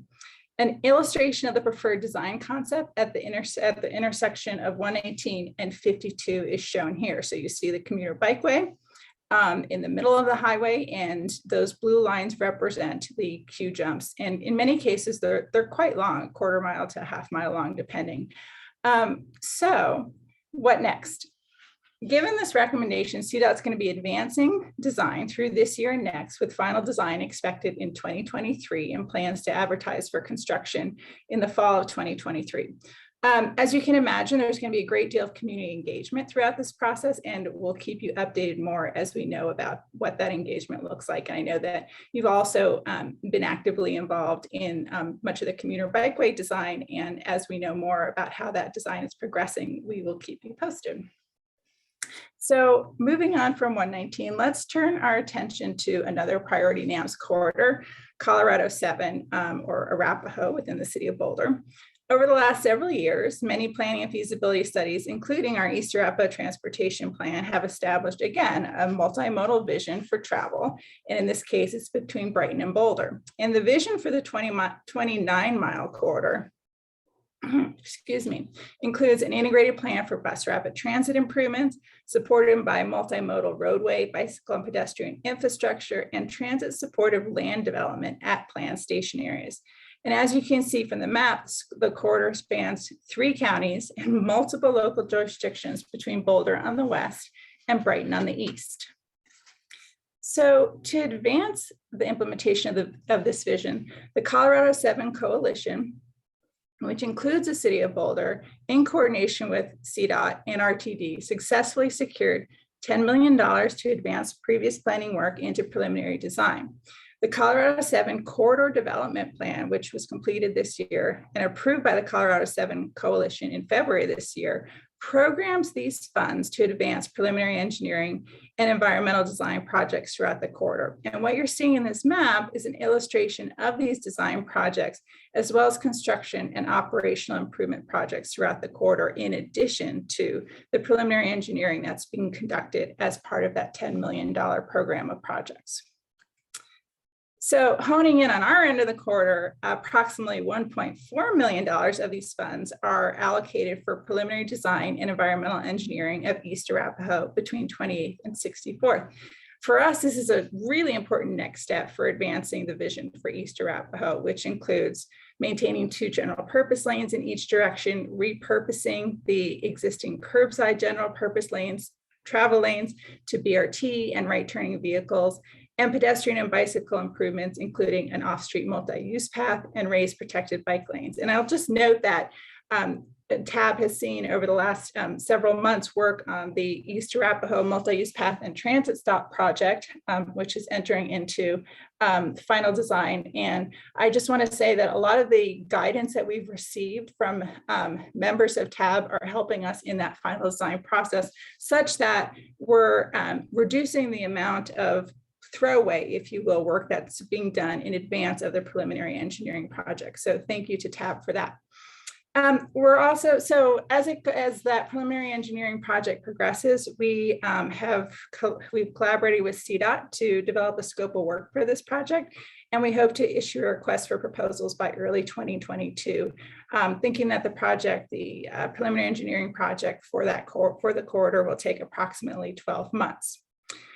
We also expect that CDOT will be making available approximately $2+ million in funds for the City of Boulder to proceed with preliminary design and potential right-of-way acquisition for improvements identified in the 30th and Colorado corridor study to the Colorado 7 and 30th Street intersection shown here. So Arapahoe and 30th Street. The last regional corridor update I'll be sharing with you this evening is the Northwest Rail project. So approved by voters in 2004, that feels like a really long time ago, as part of the fast tracks vote. At full build out, the commuter rail project was expected to cost over $1.5 billion. And much of this cost is associated with double tracking the BNSF tracks for approximately 40 miles. Building 11 stations and running trains at a pretty high frequency, as you can see here, 15-minute peak and 30-minute off-peak service. As we're all well aware, due to financial constraints, Northwest Rail has not yet been built. So given that, over the last several years, the idea of a peak service, or a relatively quick, lower cost way of providing limited rail service with 3 trains into Denver in the morning and 3 trains out of Denver in the afternoon, has gained momentum. And in August of 2021, the RTD board approved $8 million for the Northwest Rail Line peak service study. Goals of the study include, importantly, determining project costs, because it's been a very long time since any degree of engineering or operational work has been done on this corridor, and impacts, as well as preparing for the possibility of federal funding and developing a coordinated operation plan with other passenger rail service. And what I mean by other passenger rail service specifically is the Front Range passenger rail. It's a statewide initiative to develop passenger rail between Pueblo and Fort Collins, with eventual plans to extend even further south and north. And as you can see from this map, I don't know if you can see the center of it, but there are a few potential alignments along the Front Range, with the Northwest Rail alignment being the leading candidate for passenger rail. Another consideration in this entire discussion is Amtrak's interest in expanding the US passenger market for intercity rail, and their interest in this corridor in particular. So as you can see, there are a few different potential partnerships with RTD, Amtrak, and the Front Range Passenger Rail to consider as they initiate this study. So moving forward, our staff is actively partnering with RTD and Northwest Areas communities to select a study consultant. We're reviewing proposals now. The study will include extensive community engagement and is expected to start in the first quarter of 2022 and be completed by 2024. So with that, I will stop and ask if there are any questions, comments, and feedback for myself and Danny. Thank you very much. Thanks, Jean. Tab, what do you think? Anyone want to chime in here?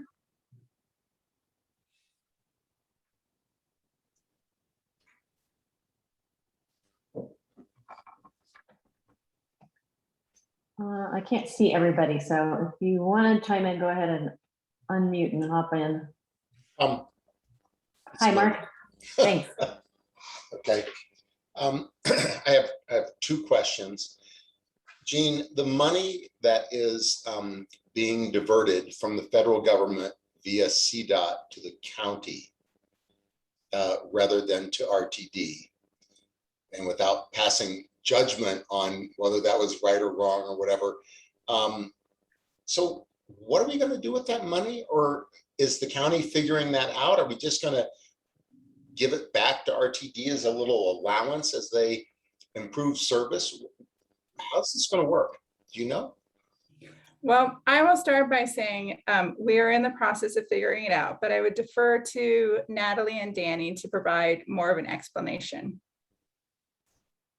Yeah, I mean, I think Jean's got it right. We're in the process of figuring it out.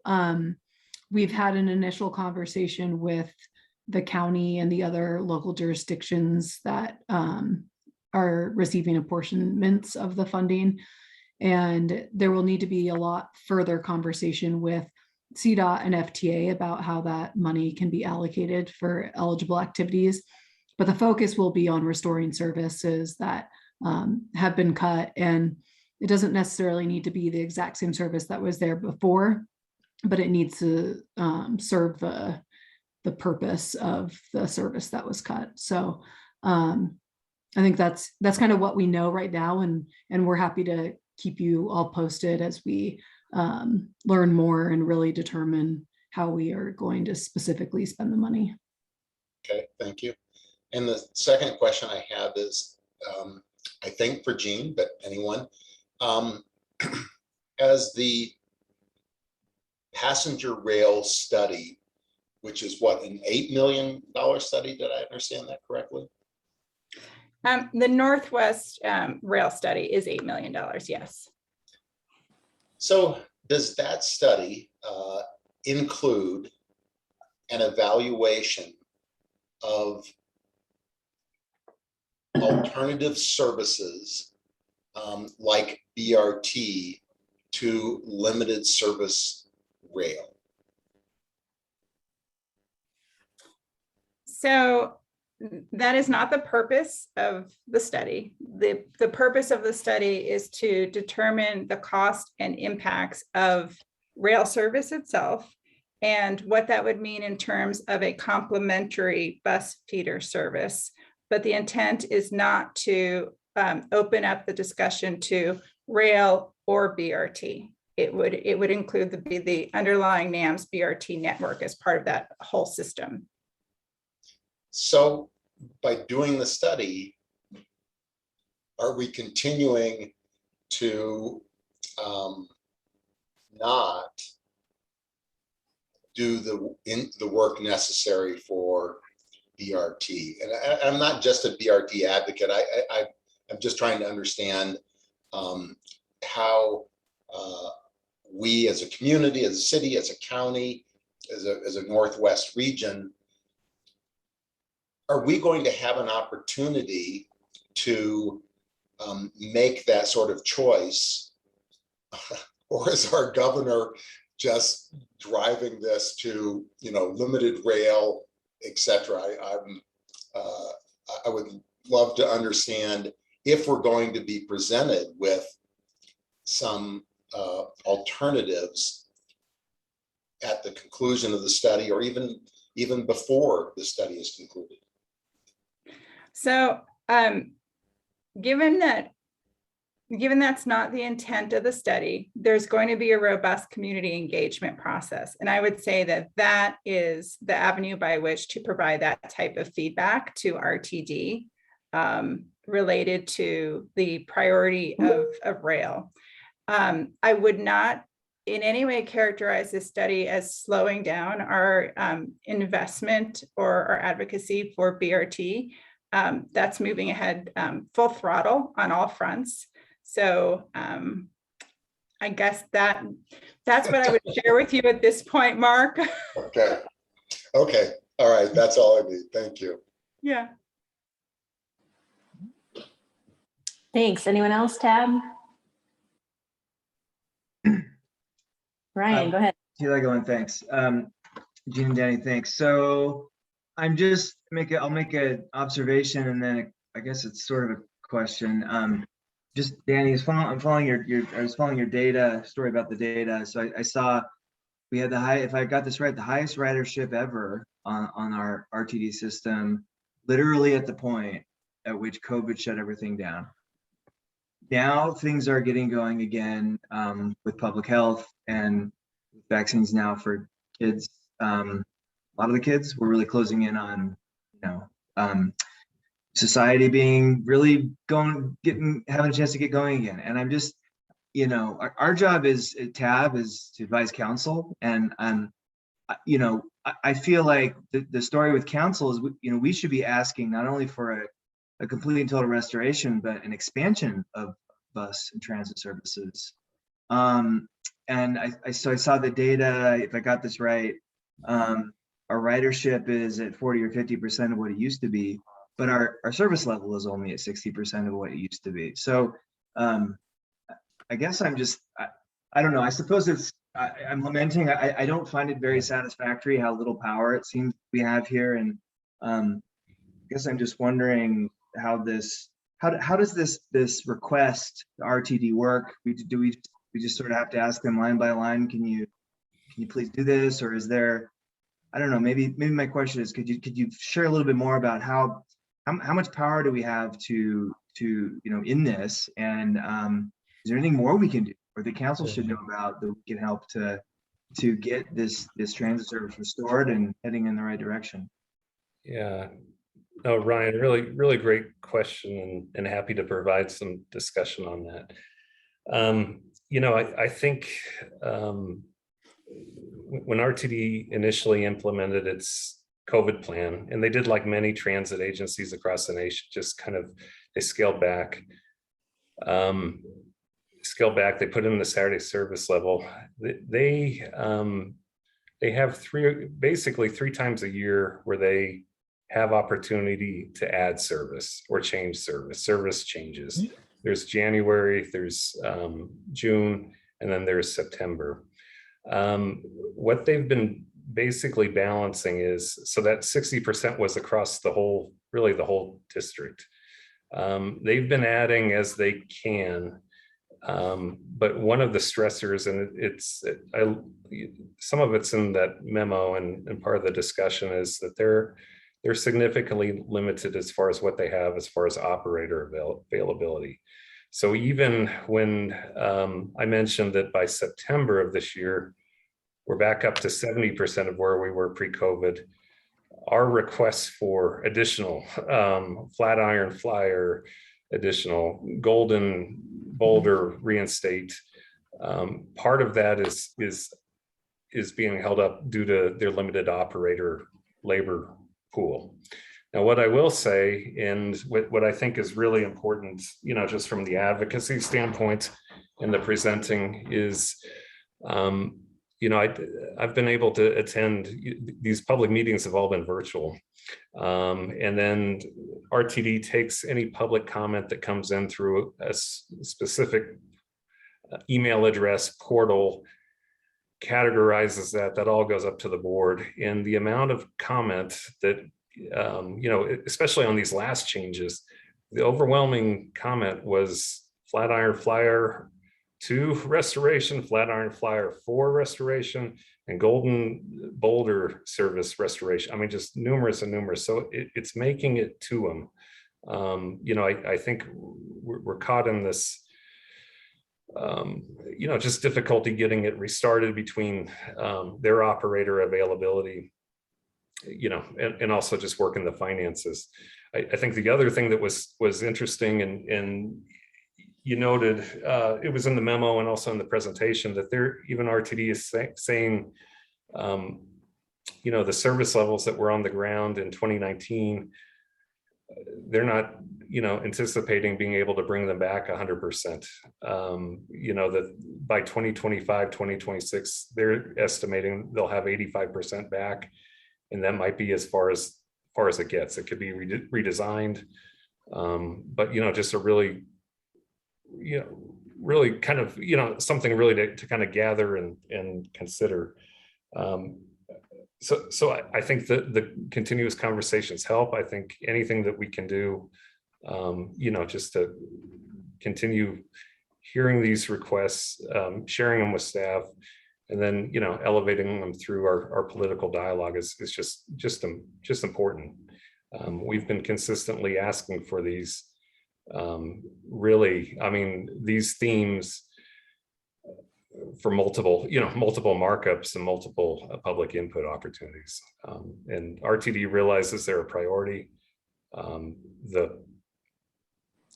held up on operators for making it happen, is what they'll tell us. So.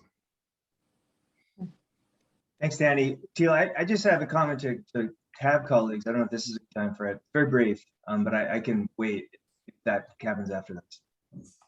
You have a comment on what? A comment to my TAB colleagues, Okay.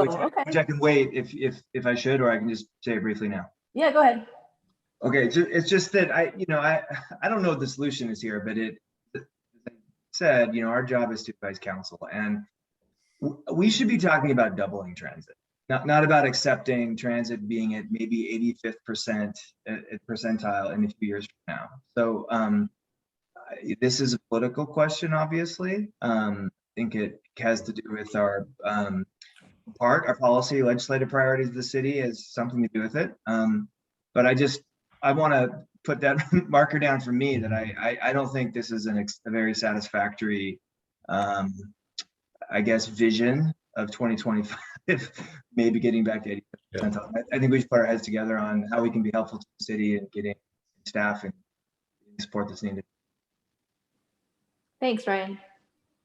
Yeah, and Ryan, I would just offer, it might be helpful to have more just like offline conversation with Danny and Jean about some of the work we've done as a city regarding transit service delivery and potential models that we've considered.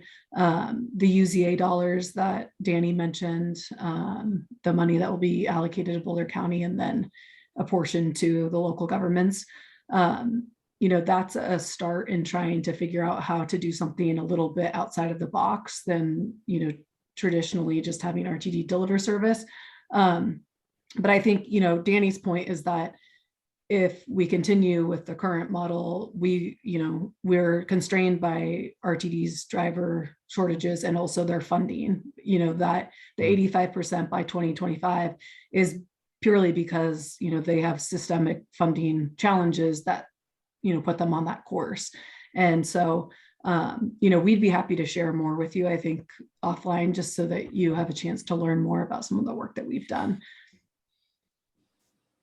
Thanks, Natalie. Mm-hmm. I don't know who this is a question for, but I've been listening to us tonight with a different filter than usual. I usually definitely have a vulnerable road user filter on, which kind of went off a little bit when I saw the cross section that Jean put up on the Colorado 119 changes and using the Q jumps, just because as we were looking at intersections that keep coming up in our Safe Streets report and the crash histories, the bigger and messier, more an intersection has been designed for vehicle throughput, the worse it is for the vulnerable road user. So I have the same kind of concern about that design when I see slides like that. But the different filter I've had tonight is because of a conversation I'll talk about during open board comment, but we don't tend to talk enough, I think, about people with disabilities and people who are low income. And in particular, when we're talking about transit service, those are the people who I think are the need to use customers that we ought to be going far further to serve than the general public. And so I'm curious in these conversations and iterations of service changes and now getting some services back online, how much has people with lower income or with disabilities and difficulty moving around with more private vehicles, how much has that been part of the conversation about how to prioritize service coming back online?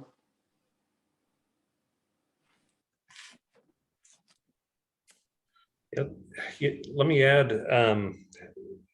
as part of RTD's analysis when they decide how to bring services back, They do, basically, they conduct a Title VI analysis Right, that you mentioned that. measures, really, it has a minority index as well as low income. And when every service plan that they bring together basically has to have prove that there's no disparate impacts based upon the services that are coming back, that they're being restored in respect to the populations across the region. So that is occurring system-wide with RTD's plans. I think the other piece that's really important just to consider is that the paratransit service that really is required by FTA law, that within 3/4 of a mile of fixed routes, there has to be a door-to-door option for those who have a physical disability or who qualify, who can't access the fixed route. That has remained intact through COVID. That wasn't scaled back, even with these routes being suspended or what have you. So at least that safety net has still been there, just that paratransit senior service piece. But that also remains just a very important piece going forward, because it is based upon typically what the network of routes, the geography of the network, and then basically a 3/4 mile buffer off of it. In Boulder, we have the whole city covered, which is really good from a paratransit standpoint as far as the city limits. Okay, thank you. Anyone else? Tab? That probably wraps it up on this item, unless I see hands. Excellent. I will note that Hutch appears to have left the meeting. He did tell us ahead of time he had to leave early, so we're down a member. Thank you, Danny, Jean. Yeah, thanks for your time. Thank you. Yeah, appreciate it. All right, we move now to matters from staff. I understand we have an update on 15th and Iris, possibly. Hi, Liv.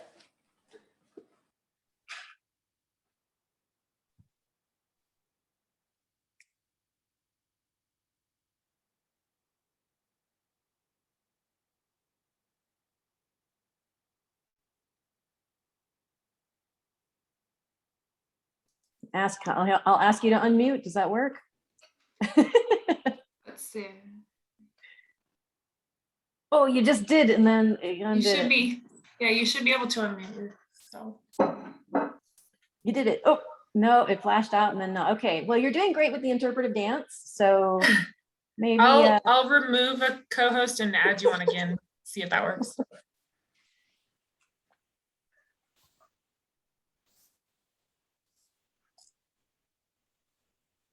All right, try again, Liv.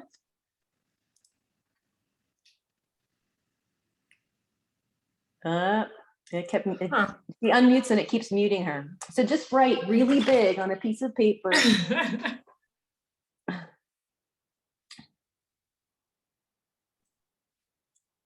I don't know, Natalie, can you just give us the gist? I can, but Liv has some still slides, some along nice here. slides to show that go along with the story. But but I also know we're running late, so let's see if we have just one more minute to get those. We could skip ahead if you have any other matters. Sure. You want to show the slides? Okay. Okay. Or we could try just moving on to matters from the board and then come back to this if you'd like. Sure. Either way is fine with me. Yeah, that works. Yeah, so maybe leave the meeting and come back and see if it works. Let's try that. Let's do it. Cool. All right. There's nothing else under matters from staff this No. evening? Okay, good. Matters from the board. Let's see, yes. So there's the tab application questions. They don't change up very often. We tried to change one a couple years ago and that change didn't get in until this last round. So Ryan, you were the first successful contender with the new question, but I did see that you had sent an email with thoughts on those application questions. So other members of TAB, I don't know if you've seen that email, but feel free to go to it now. I didn't have any substantive changes, just basically this is the city's process. Our earlier change kind of took out an unfair and huge question, you know, what would you change about our regional patterns or something? Something that wasn't really appropriate to ask a potential TAB member to weigh in on. And so I did look at the changes, Ryan, that you suggested, and I liked them. I didn't know if other TAB members had any thoughts. Okay, maybe I say a word, Tila, but if Yes, absolutely, please just do. looking at it. So Mhm. just, you know, this isn't super important that these changes go in there, but, you know, I just went through the application process, you know, most March or somewhere around then. And I remember feeling like two of these questions were pretty redundant. Yeah. And those are now the questions in 6 and 7. And I remember working on this and just really trying to separate the two. So I think those are redundant. And then I think that there's a couple of places where it would be, just given the work we do and the germane topics, would benefit from a little more just kind of sharper focus on some language. So that's like on the last question now. And then I think on the diversity, the final thing is just, you know, there was the last question discussed diversity of thought. This isn't just thought, this is diversity of everything we should be focused on. And it's not just diversity, but it's equity and inclusion. And I think we should bring that up to be at least the second question, and, you know, really invite people to talk to that. Okay. So anyway, that's the substance of what's in there. Nice. Do any of the other white men on this board want to impress Ryan's insight there? Mark, you're unmuted. Okay. No, I appreciate, I did not tackle this task, and I appreciate Ryan doing that. And I agree that the questions that have lingered over the years without change, and while we live in a very rapidly changing world. So anyway, I support these changes, and I'm not sure, do we send this, if the board as a group say, we do a little straw poll and say, yeah, we like this, where do we send these, and how does that get incorporated, or is it up to someone on council to incorporate them? Yeah, I wonder if Meredith can speak to that. I think it gets sent to somewhere. It needs to go via the magic of Meredith. But I think it won't be, it's not like a formal TAB action, but it would just be, you know, here's TAB's input, and whoever compiles the questionnaires, there's a committee, I think, of council. And so I think that they would decide to keep them or scrap them, but it's not a binding decision anyway. Erica, do you want to weigh in? The revisions, and yeah, I can relate those. Yeah. So agreement on questions would be great. Right. So to the extent that we got sent the questions, then it's to send it back to those who sent it to us asking the question. And from a staff standpoint, we don't have any issues with this. Yeah, the only thing that gave me pause, I think, was just the focus on electrifying transportation in the very last question. It's a question though. It's asking what I think is a very big question for us. Mhm. And it's how do you think about the interdependency and the, you know, relative prioritization between mode shifting and electrification? And that's not to presuppose any right answer, but that I expect that to an applicant's response to that question to really illuminate their priorities, where they're coming from, with what biases they have with respect to those two different really important areas for us. So anyway, that was the intention, but I'm not wedded to it. Okay. I think I was just a little confused about that those were two options, and you were suggesting that they view the potential priority and relationship among those two goals.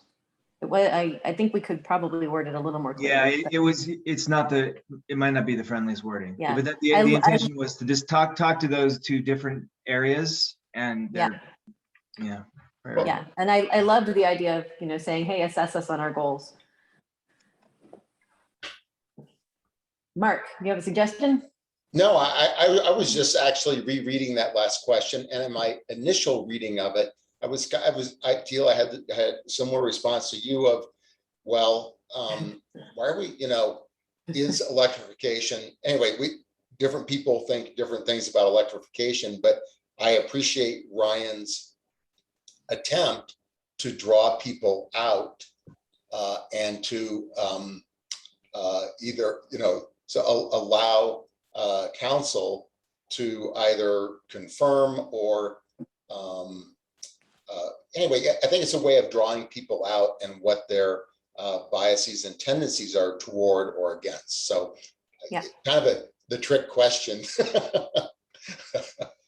thing. So anyway, I like the question. Okay. Alex, any feedback? The third question about TMP goals I like. I think it could be a little bit of a lift or unclear for someone who doesn't follow Boulder transportation happenings as closely. That's who we're trying to trap, yeah. But having a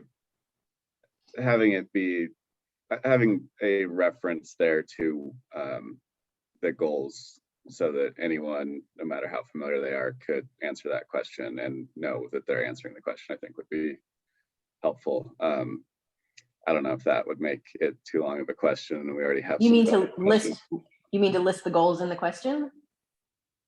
Notice a reference to the latest TMP report card or. Okay. I think I don't know if that's a website or a document, but provide all the information needed to answer. To point them to that report on progress. Yeah. Okay. I am going to suggest that Ryan, as the main author of this, thank you for your thoughts on it. You're hearing general support and some minor feedback on clarity, I think. Would you be willing, Ryan, to incorporate that, spiff it up, and then just copy us on what you send to Meredith? Yep, we'll do. Cool. Well done. Is Liv back? Can she unmute? Look Magic. at that magic. All right, we're going to back up now to matters from staff. Oh, good. Thanks, Ryan. Thanks for your patience and for allowing me to wear my air traffic controller headphones, which apparently is the only way that we can put this to work tonight. So I'll just bring up just a few slides here to guide our discussion. Okay, can you all see the PowerPoint? Okay. So yeah, hi.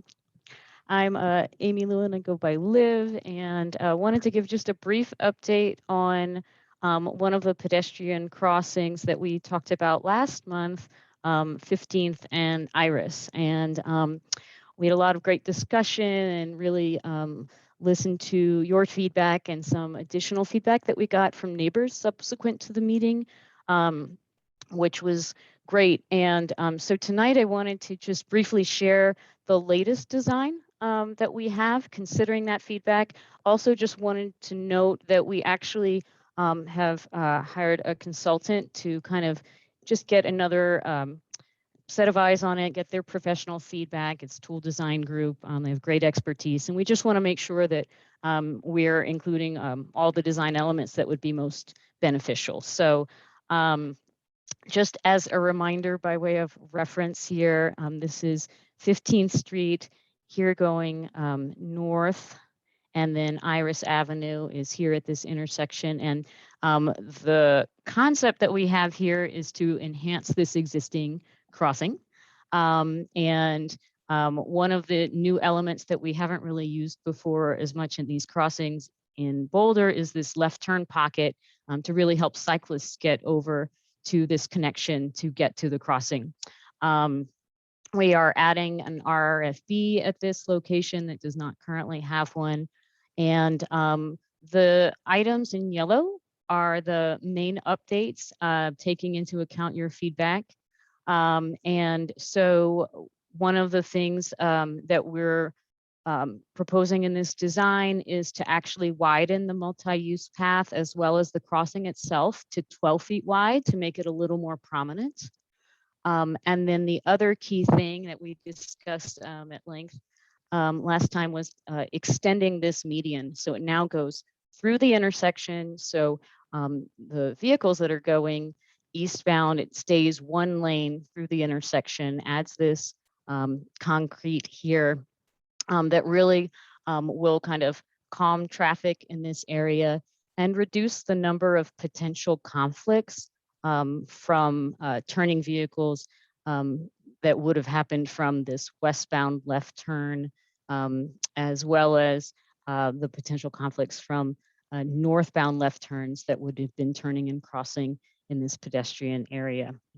So one of the things that we will be doing is, in addition to that design review, we'll do additional community engagement about this proposed change, because obviously there are some access impacts for the residents. But this is where we've landed. I know that there was some talk and some desire to make this look a little more like Folsom and Walnut. We really went back and discussed that, and the two locations we determined really are different in terms of the volumes and the infrastructure and conditions. And that location, Folsom and Walnut, actually had a particular crash trend we were trying to mitigate. And in discussing this, where we've landed is that having the one crossing for drivers to focus on with the lights, the signs, and the striping we think would be the safest approach. And so this is what we have right now. And as you know, we like to do a little rendering here so you can see what this would look like on the ground, again, with that extended median that we just talked about.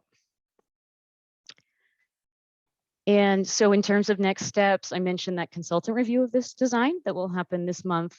Then we will do the resident outreach and finish up our final design by the end of the year and go to construction by the middle of next year. So thanks very much for the time and again for your input. And yeah, any questions or comments, happy to entertain. Thanks, Liv.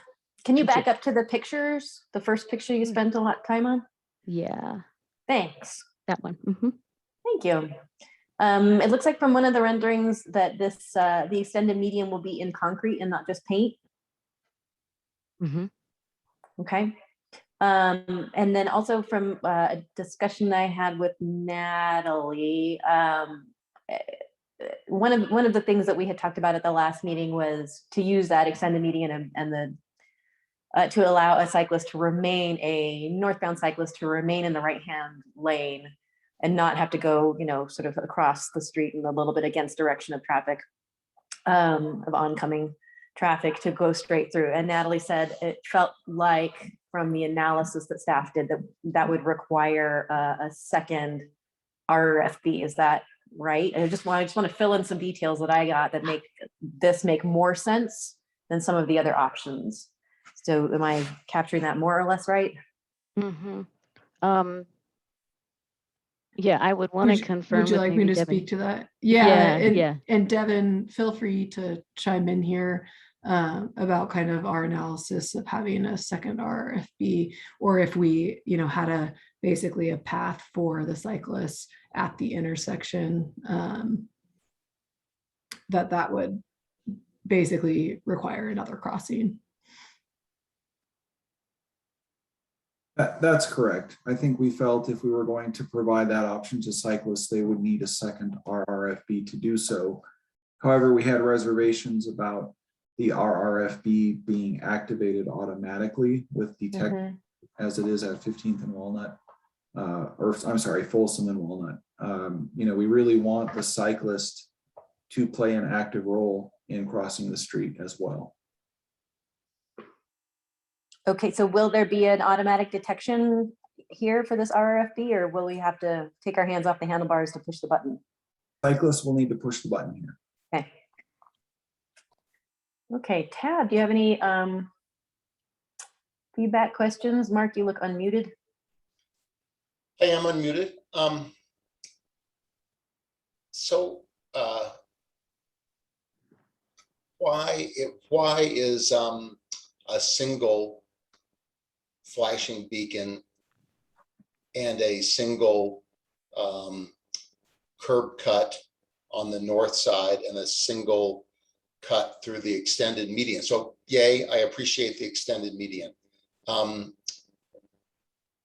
still don't, I don't get the why of it being preferable. I understand that you guys talked about this, but I don't get the why. Why is it preferable to have a single and make people cross the oncoming traffic, go to the west side of the street, then cross and then cut back? Why is that preferable? Devin, do you want to speak to that? Sure. I think what we find here is that we really just want to focus the driver's attention at the one location.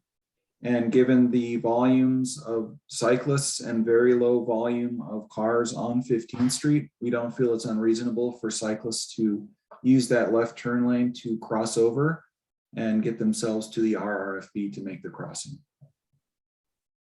If I could ask Mark's question a little different way, why can't the RFB be more in the T, in the middle of the intersection? Why does it have to be on the one west leg instead of sort of in the middle?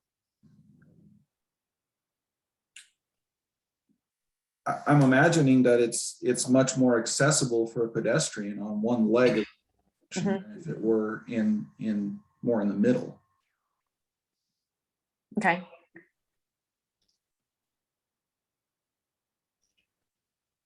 So has the consultant been supplied with the alternative construction like the Folsom and Walnut design as an option?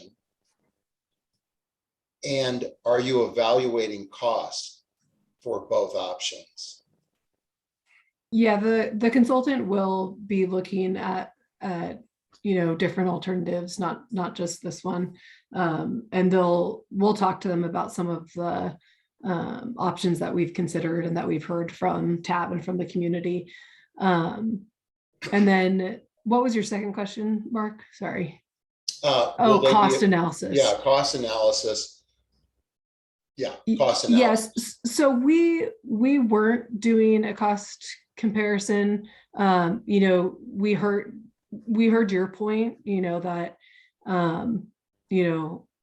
a budget reason, it doesn't really make a lot of sense given some of the other decisions we've made on projects. So we're purely making the decision from data and traffic volumes and the way that the intersection is currently designed.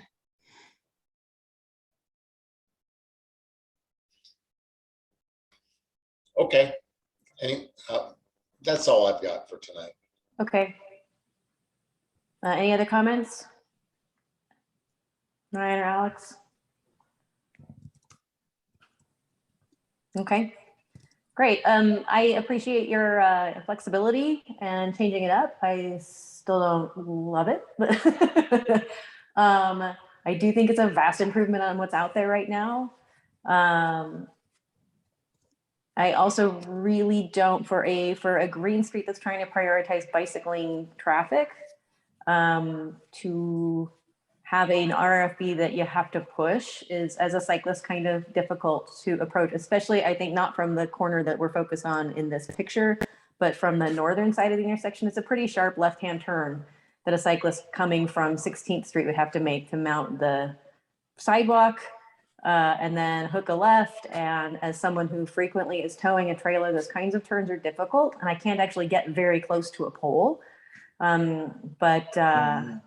this is another one of those like people with disabilities approaching it in a different manner than the typical able-bodied cyclist. That's a hard bit of geometry for a person towing a kid bike, a kid trailer or another kind of trailer to navigate what we're looking at probably implementing there. If you have to touch the RFB and it's not, an automated trigger. So if we could have it be sensed and turn on, automatically the way that they do at Walnut and Folsom most of the time, that would be far preferable for the amount of cyclist traffic that we're inviting here to use this. Oh, I guess my last comment is to the extent that we can help out with any of the, the messaging and talking to the neighbors or communicating about this change, please do come back or send people our way. If I'd rather them, come here and complain than take it out unfairly on staff. Ryan, you have your hand up. I should have said this before. So I've been appreciating Tila Yor and Mark's leadership on evaluation of this one. I have not had much to add, but I've agreed with pretty much everything I've heard either of you say at the previous meeting and this meeting. It seems like the two of you are in agreement with each other, which means we've got just for clarity, at least 3 of 5 board members that would still appreciate improvement, but I just want to make sure that wasn't unclear that that I support Mark and Tila. Thank you. Appreciate that, Ryan. All right, Liv, thanks so much. Thank you. Keep us posted. Will do. Thank you. Thank you. Real quick, Yeah. Liv, could you send your slides to Tab or me, either one? Oh. Sure. Is that okay, Natalie? Oh, okay, you came on screen and unmuted and I was like, oh. Oh, Okay. sorry. No, that's okay. All right, let's move back now. Madison board. Gosh, we want to suggest an item for city council's retreat. This is our opportunity. I do appreciate that we're being asked earlier in the process this year to weigh in on what we want to ask council to think about. And this is, I think, taking the place of the usual letter. That's correct. And if I may, I guess one of the things that is a staff liaison to the board, we were asked to encourage you to focus on that one thing that you think is most important that council focuses on for transportation. Okay, so should we just play word association? No. Meredith, yes? And following up on what Erica says, at least the way I read it, it's not guaranteed that they'll get it fit into their agenda. Of course. And it's not clear to me what kind of statement that they want. Are we talking we use specificity when describing our proposal and outline what success on our item would look like. So it's not just, throwing out a main idea, but trying to get them to add something to their agenda. I think what would have helped is if we knew what was already on their agenda, which I don't know. Sheila, I'm a little confused. Okay. So this is instead of the annual letter. Yes. So that's confirmed. And it is, how are we, was there something, what was conveyed to us in this request? Okay. I haven't seen it, or have I seen it? I've missed it. I saw it and then promptly forgot about it. And at the agenda setting meeting, I'm like, I never saw this before. And then there was, like real back and forth of email between me and Meredith on it. So it happened in October. Taylor Ryman sent around a letter saying boards and commissions. Basically, the retreat committee is in the process of planning the city council retreat. They'll be doing some pre-retreat work in January. And so by December 15th at noon, if a board and commission wants to suggest an item to be added to council's 2022-2023 two-year work plan, we should speak up now, and we can only say one additional item. And they say, if you decide to offer a suggestion, we encourage your board to use specificity when describing your proposal, comma, and outline what success on your item would look like. And then we would welcome the opportunity to discuss with you how that work plan relates to the work your board or commission is doing. But the ask right now is, does TAB want to suggest an item for inclusion on council's 2022 to 23 work plan? And so what is that one item that we all agree on?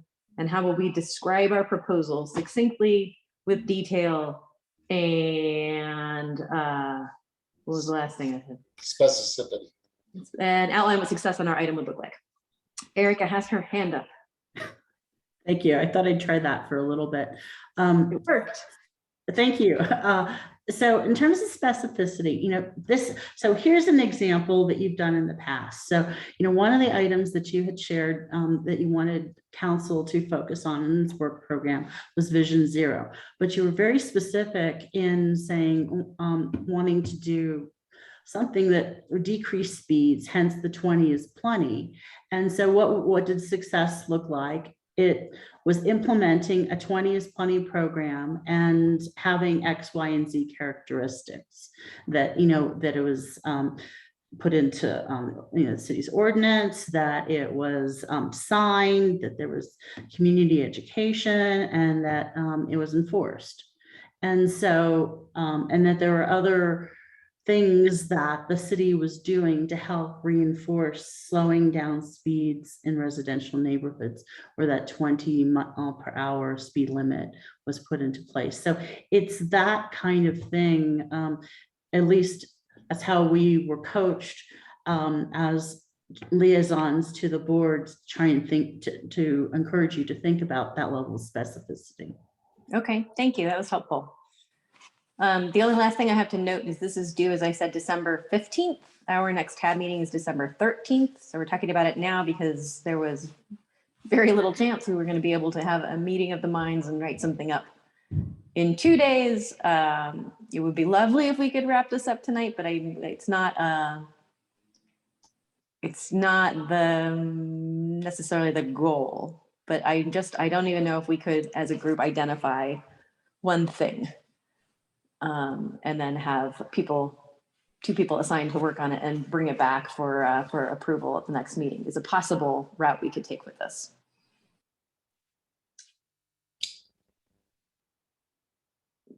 Thoughts? Well, one thing that comes to mind for me is, and of course, everything we do is interrelated. You could pick any point on a circle that includes climate, safety, VMT, mode shift, and on the circle, and they all intersect and they all overlap. And so picking one of them is actually not that difficult for me. And I think it's making progress on our VMT goal that, as stated in the 2019 TMP. And it's an area that we have not made progress. We have data galore on it. Success looks like reducing VMT, reducing greenhouse gases, improving safety to get people out of their cars. You have to make the roadways safer. It's all of it wrapped up. And again, it's kind of, you could pick safety, you could pick anything else, but my vote is the metric of VMT as measured in our 2019 TMP. Okay, but what would council action look like? This is on their work plan. Right. Council action would be to do the one thing they can do, which is direct the city manager to direct the transportation department to implement policies that actually made progress and got people out of their cars. using councils, the newly elected councils, both political capital and political will to do that. Right. Because making progress on VMT will not be easy. It is not simple. It is controversial. It upsets some people. But it is our goal, and it is in our TMP, and it was adopted by the prior council unanimously. And we're failing at it. So for this council to say, this is important to us, we hear you, Tab, and city manager, transportation department, we have your back. We will support you. We will provide cover, because we are the new council, and we take this seriously, and we want you to act on that within your department, because council, they acknowledge that it's not council's role to determine color of pylons or width of multi-use paths, but to provide broad policy direction. And so that's what this council could do, is provide very broad policy direction, political will, and courage to actually make progress on our goals. Okay. Applause from the audience. Look at that. Ryan Welsh is giving you the clap emoji. Ryan, I would love to hear your thoughts here. So I Looks think like you're writing a manifesto right now. I think Mark's on the right track. I think that focusing on one of our TMP goals is the right thing to do, because that's what we care about. I think that this is such a big and in many ways political job to do. It's hard, and I think inviting council to be a partner in that will benefit staff. It will benefit the city. And I think one simple reason is because simply by going through the process of briefing council on it and saying, this is about moving beyond status quo, and we're going to have to do things that aren't just rounding the edges. I think the benefit of going through a process with council is probably what we need to be able to do the most on it. And I think one thing that council could say is, we expect briefings on this every, I don't know what duration, but something to create some accountability for it. And then something to really get, council to provide the direction and the cover and the support to say, staff, yeah, you might have to do some things that are going to go outside the lines from what we've done before, but we're asking you to do it. So I'm supportive of something like that. Okay. What do you envision the council action would be? I think it was similar to what Mark said. I don't know if we need a couple of sub bullets under it, but it could be that we direct staff to maybe, like, I don't know, maybe a few points of it could be develop an assessment based of progress to date and what the challenges have been and what we need to do about it, what it will take to achieve the goals, and then 2, to achieve the goals, and then number 3, to report back to us quarterly until we've achieved the goals. I don't know if quarterly is the right duration or frequency of it.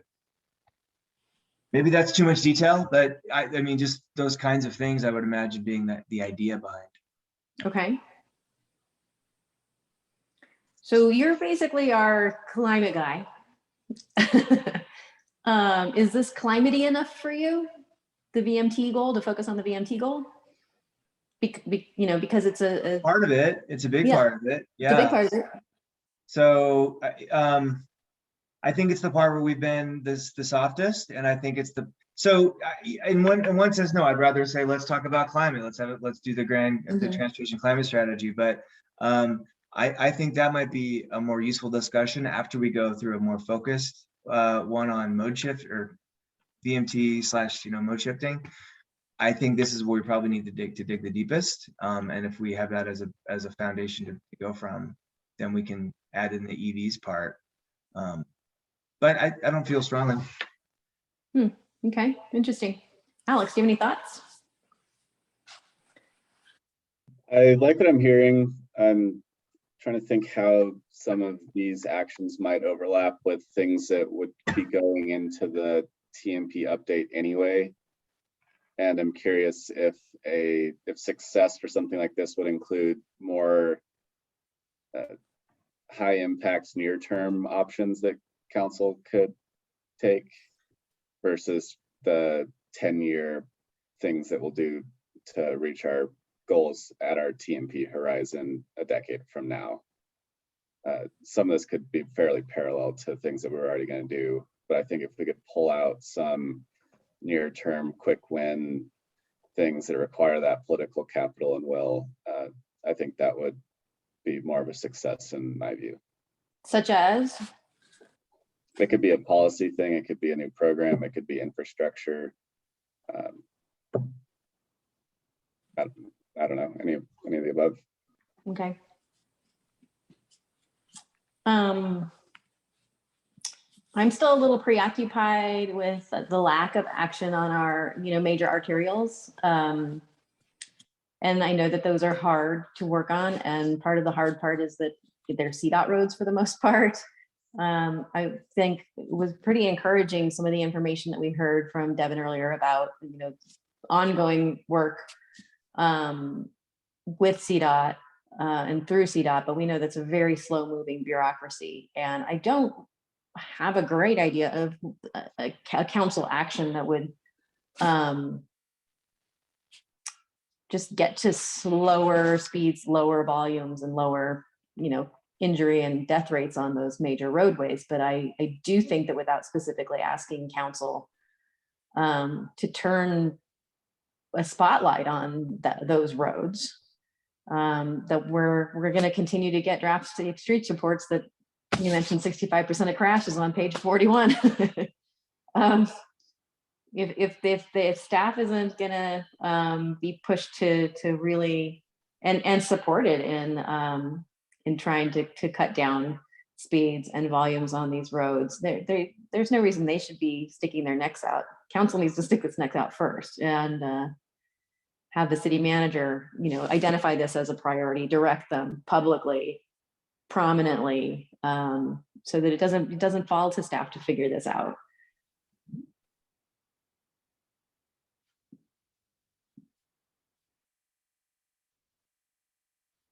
What does council action on that look like? I don't know. Can council do a congestion pricing? I don't know. You can definitely play with parking pricing, or instruct the city manager to play with parking pricing more than they have. I don't think I'm worried about parking if we don't discuss the strategy that it falls under. It's just going to get kicked out of the room if we don't have the story, the positive story. Right. If we don't tie it to the goal or say where it's leading. Yep. Yeah, which is why I think Mark's approach is a good one. Like, oh, sorry, this goal's already been decided. Help us get there. The other thing is, I think, 20 is plenty. That was a big success. And I think it was also easy for people to get. It was intuitive. It was an easy thing to know. So I offer that as a design criterion for this. Mm-hmm. What's like a super easy thing for a layperson to remember and understand. Okay, what's our plan going forward here?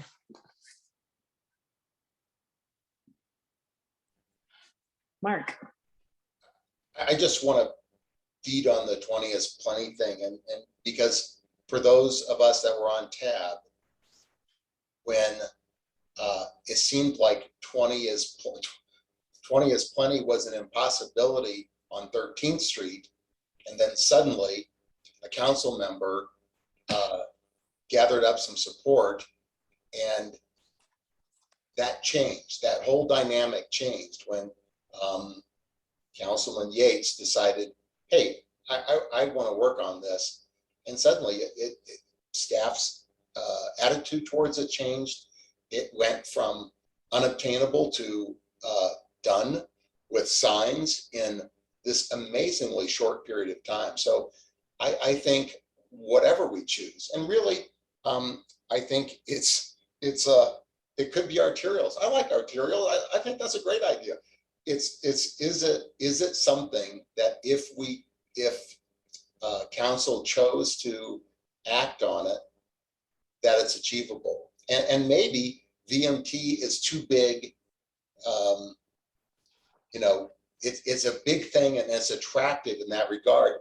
Maybe it is too big, and maybe something, you know, like 20 is plenty is preferable, or lowering speeds on arterials, CDOT be damned, or whatever it might be. I think the 20 is plenty example that Ryan gave is a great example of what political will can do, because it wasn't a slam dunk until council decided to make it a slam dunk. So why don't let's just pick two people and let them get on with the mulling and drafting and debating. Oh, I appreciate your volunteerism, Mark. Terrific. Thank you. Ryan, would you like to join him? Excellent. I would like to make sure that our other tab members have the opportunity to stick their hat in the ring or whatever. Okay. I agree, Alex. If you're feeling, or Tila, if you're feeling this, I'm happy to give it to you as well. I'm feeling a little overcommitted these days, so gonna let this one go to someone else. Alex? Happy to pass this on to Mark and Ryan. It sounds like arterials are the themes that helps achieve many of our goals. Mm-hmm. Speed kills. Is it an arterial speed management plan? Is it a program? Right.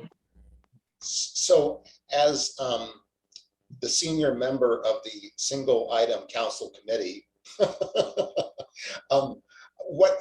without violating any open meetings law or anything else, then if Ryan and I work together on this, we could welcome one-way suggestions. Input. Mm-hmm. One-way input of, gee, Tilo likes arterials, Mark likes VMT, Ryan likes climate, and then trust us and let us work on that.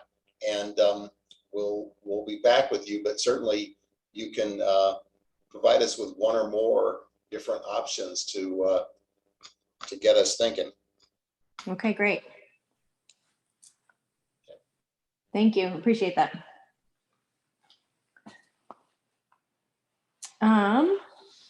And I have a feeling, you know, they say be specific, but I think they also would rather we be succinct.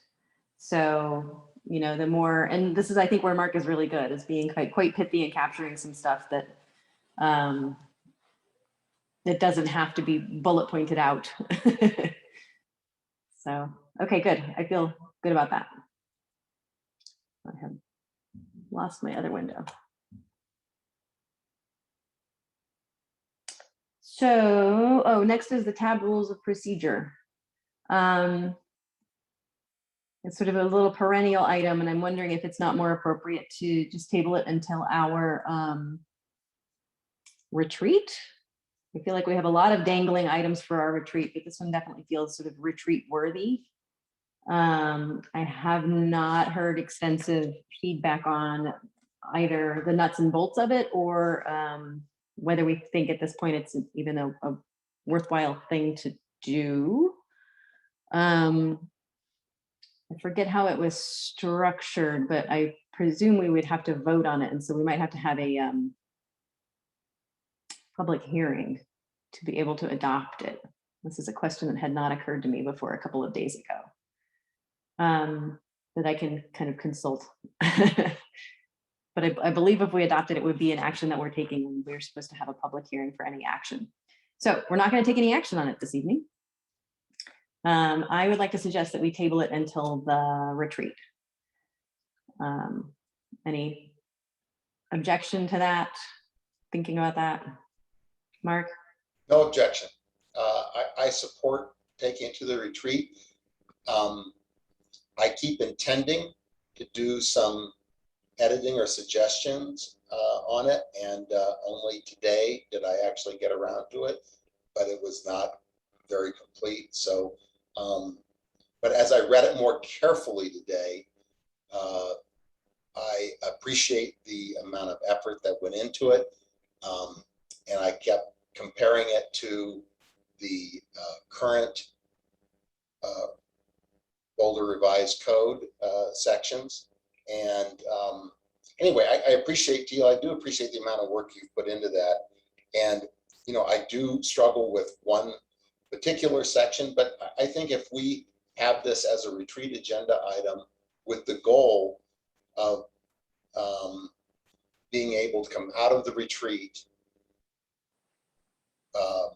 being prepared to go into the retreat with a bunch of edits and thoughts, and then come out of the retreat with an item that I agree with you, it's probably likely we need to have a public hearing on adopting new procedures, that we come out with something that is ready to go after the retreat. Okay.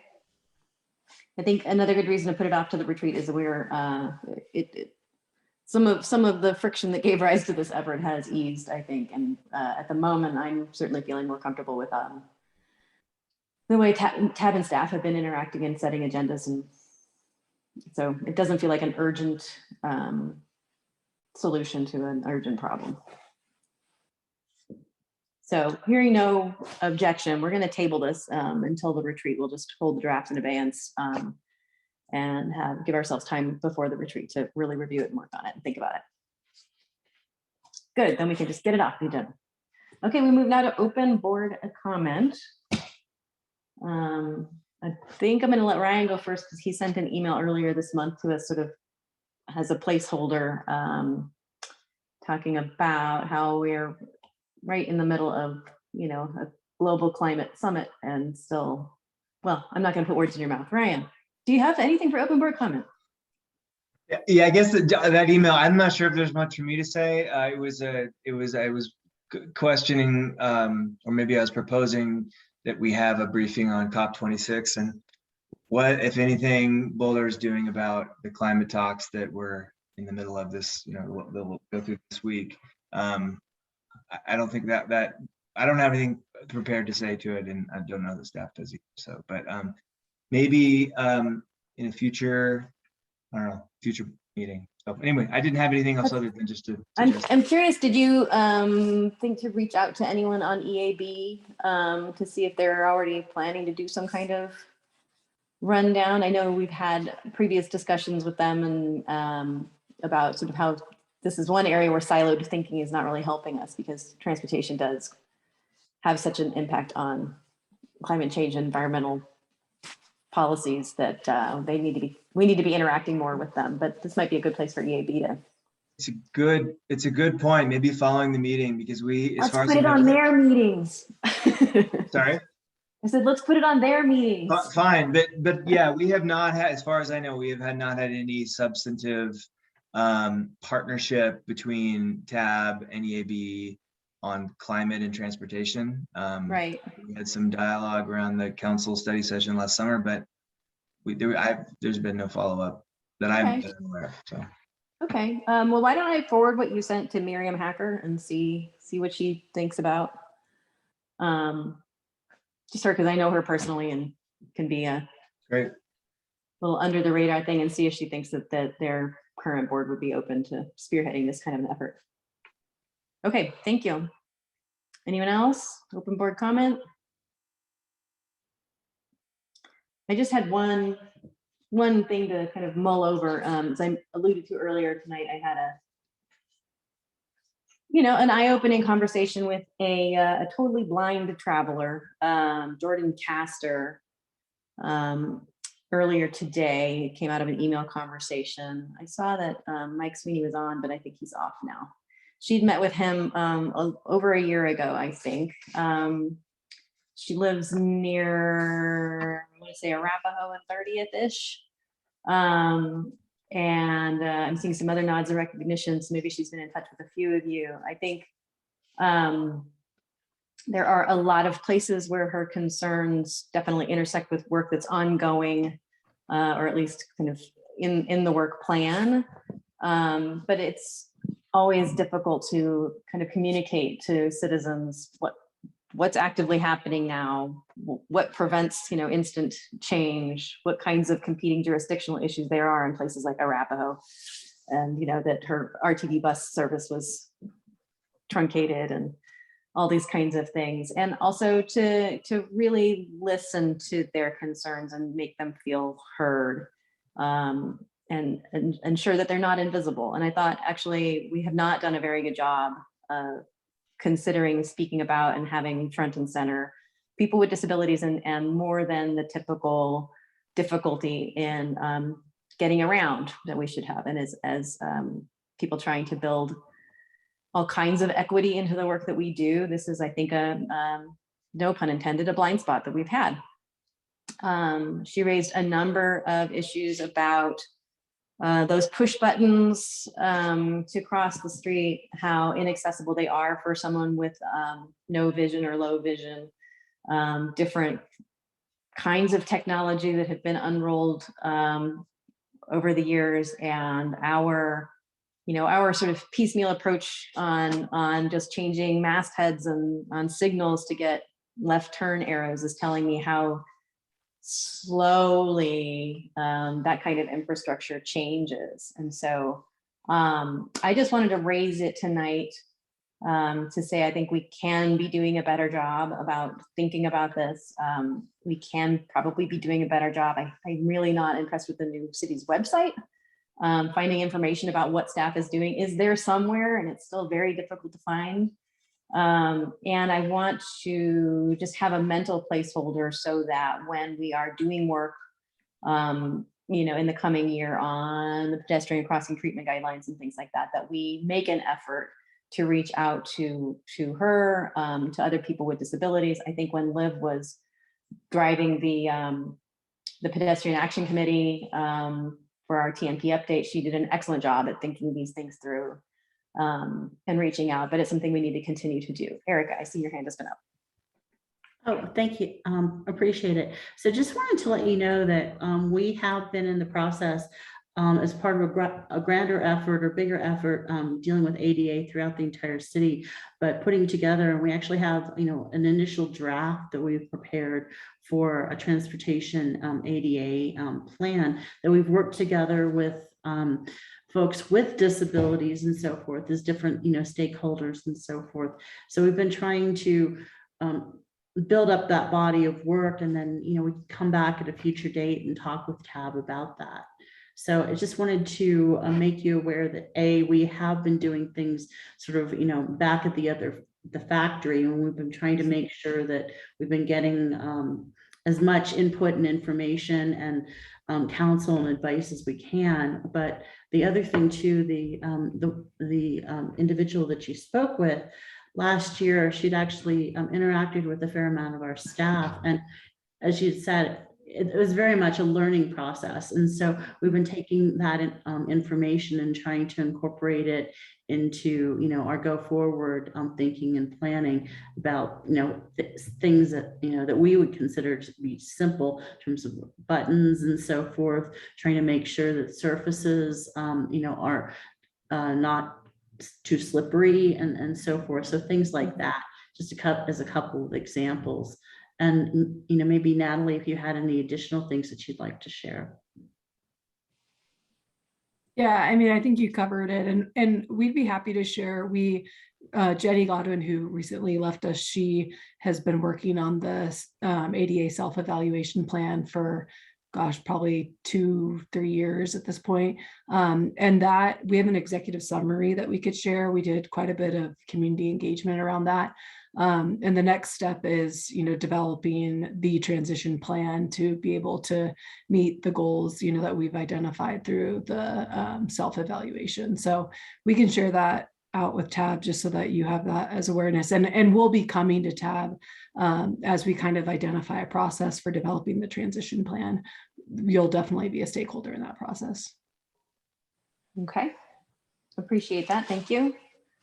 In the meantime, you know, she is interested in talking with staff again. I think generally she's had a good experience with that, but she's, you know, frustrated, as I think is quite understandable, with plans that have been underway for the assessments for 2 or 3 years, because she's got to leave the house, you know, tomorrow morning. And this doesn't help her everyday commute. And we've all gotten to experience what it's like to be a shut-in. And as we're all getting to go back out, she is still, to some extent, trapped by the lack of infrastructure and the lack of practical, implementable tools for her today. And I just want to make sure that we remember that. Thank you. Thanks. Anyone else? Okay, then. Way to keep us on time. Future agenda topics, you can see the list here. I don't think I have any updates on anything in particular.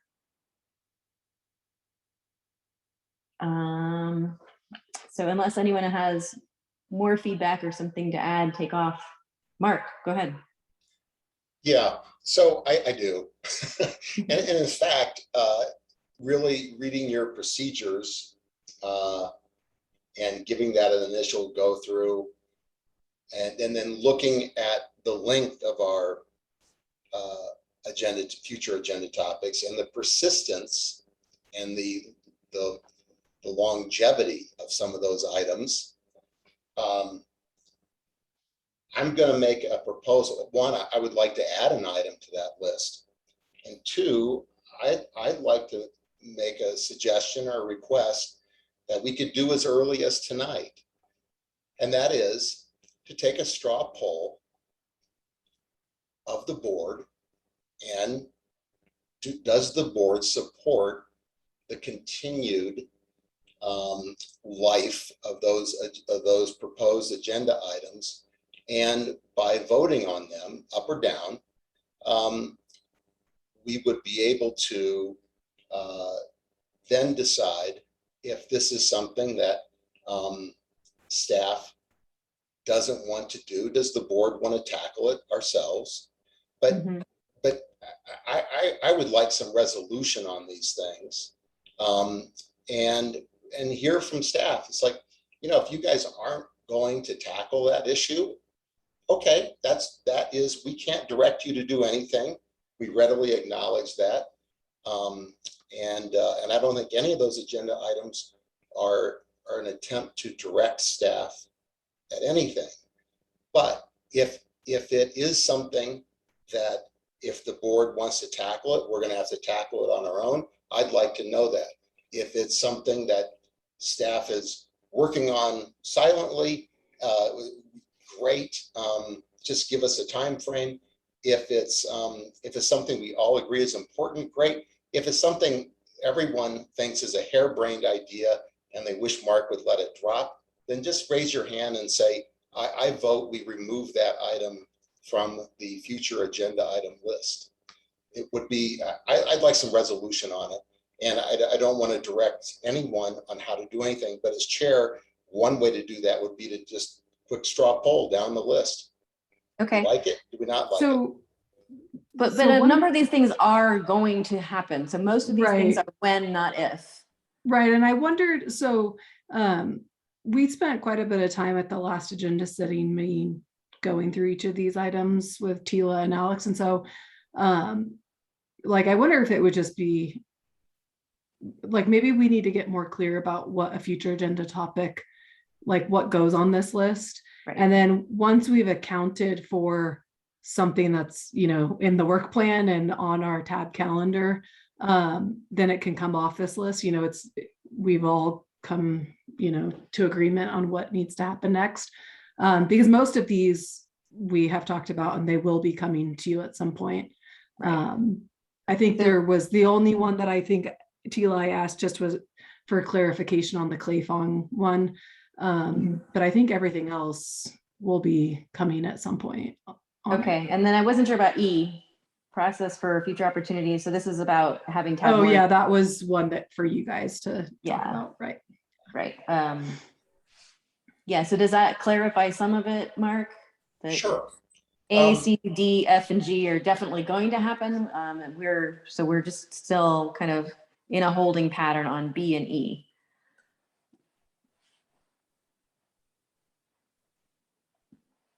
Okay, I'm looking at E just a second.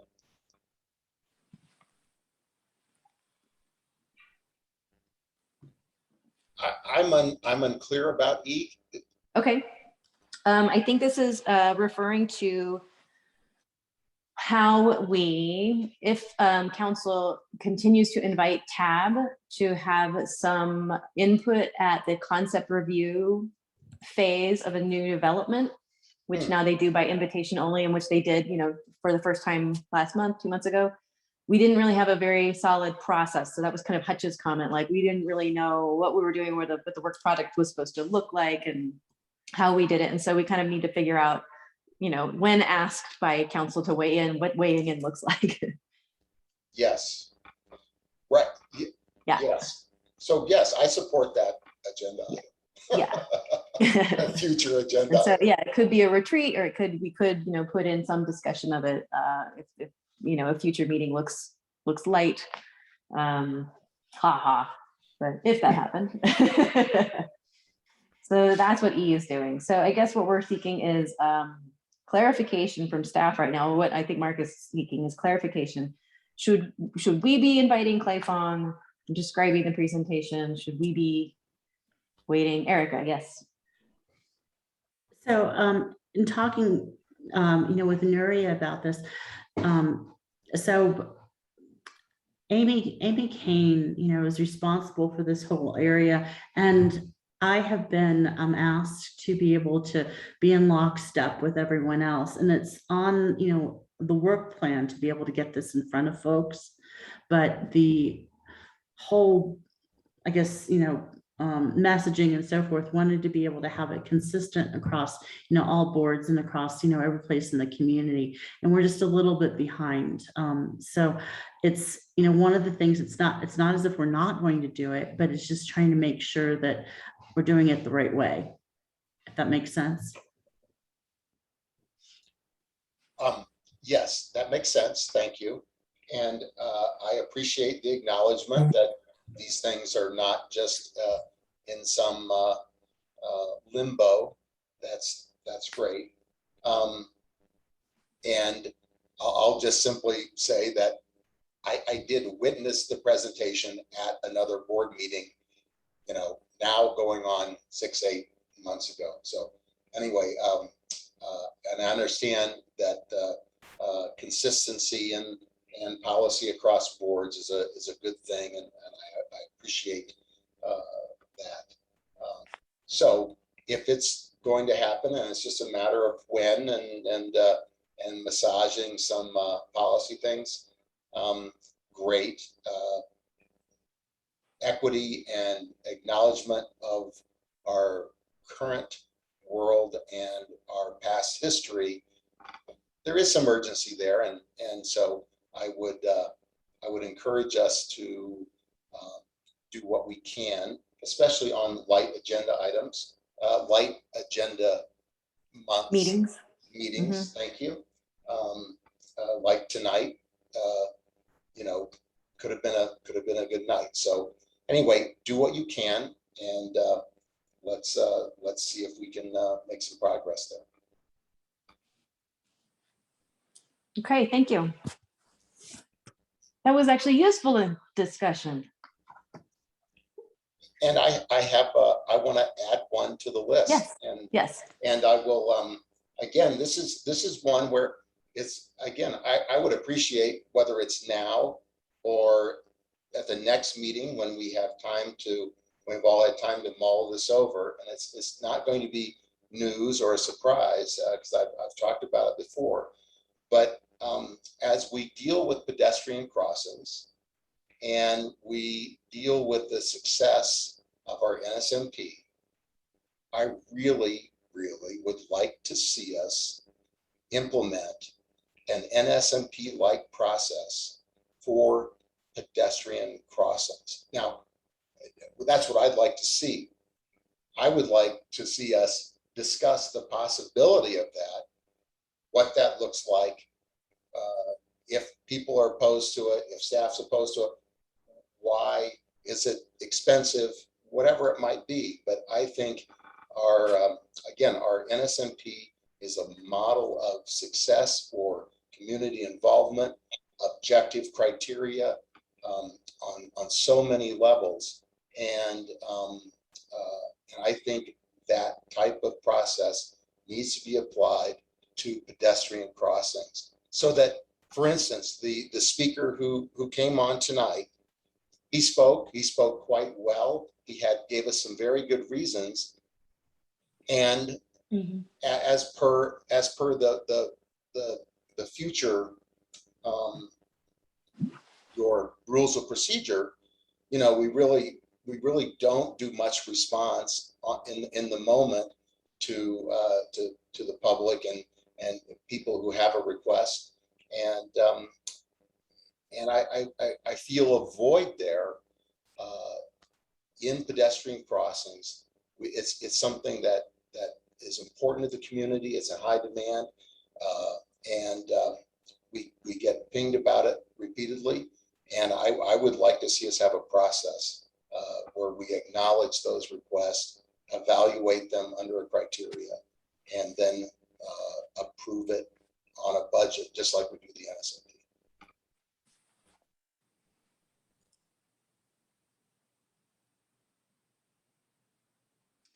So the reason that the NSMP has its own process is it's a flavor of project that is new, unique, and restricted to Boulder. And it's a place where we've asked for, and to some extent, I mean, there was a speed kidney where we asked staff to do sort of non-standard things and to do more than just a standard speed hump. And we're still, sort of developing what that program looks like. But for pedestrian crossing treatments, I mean, there's sort of binding manuals about when and where you do them. Is that, I'm seeing some nodding from Natalie. It's not a place where we are inventing a wheel. There's actually like engineering standards for it. Now, I think maybe what you're talking about is whether to have enhanced treatments, like the V-zip kind of stuff, make them better. No, so I'm unclear what you're asking for. I know the scoring rubric or something, but when would we apply that? Because we're supposed to be, or staff is supposed to be already doing that kind of thing for evaluating any crossing treatment, which is every intersection, unless there's some reason not to. So I'm talking about Poplar and Broadway, 15th and Iris, Folsom and Walnut. How those pedestrian crossings were decided upon, how they were designed and implemented, public feedback for those Canyon and 26th, just any number. There is a demand, there is a request in the community for, I think we need a pedestrian crossing at 30th and O'Neill Circle. Wherever there's a demand in the community for these things, just like there's a demand in the community for speed mitigation on my street. And the NSMP has provided a structure, a methodology, a scoring system, so that when it comes down to staff's recommendations and TAB's approval of those recommendations and public hearings, we've all benefited from this structure, and we have a basis of support that is, I think, much more stable than some ad hoc process where the speaker tonight says, I really think we need one here. And then what is he supposed to do from this point? If he was asking for a speed hump, he could contact Ryan Knowles, he could get an application, he could sign up his neighbors, he could go through the process. We do a speed study. But he's not asking for a speed hump, he's asking for a marked pedestrian crossing. And we don't have a process for that. And so he asked, what did we do? We said, okay, thanks for speaking tonight. Where did that request go? And not that we need to be hot too on every request, but I continue to see the benefit in a rigorous, objective process like what we use for the NSMP, and I think it could be applied beyond pedestrian crossings. But anyway, I think it builds a much better basis of community support. And when one neighbor objects, they don't say, they can't say, well, you didn't hear me, I didn't get to do this. They got to speak at a public hearing on a process that their neighbors went out and got support of other neighbors and went through the process. So anyway, that's what I'm saying. All right, Erica would like to chime in here. So I guess there are two things. One is just, to make sure that people aren't left with the impression that there's not a rigorous process, because in fact there is. And simply the fact that not every intersection gets a treatment doesn't mean that there's not a process. It just means that there needs to be a prioritization of resources. And that prioritization, whenever we come through, we have been trying to be very transparent with TAB on how we go through these different processes.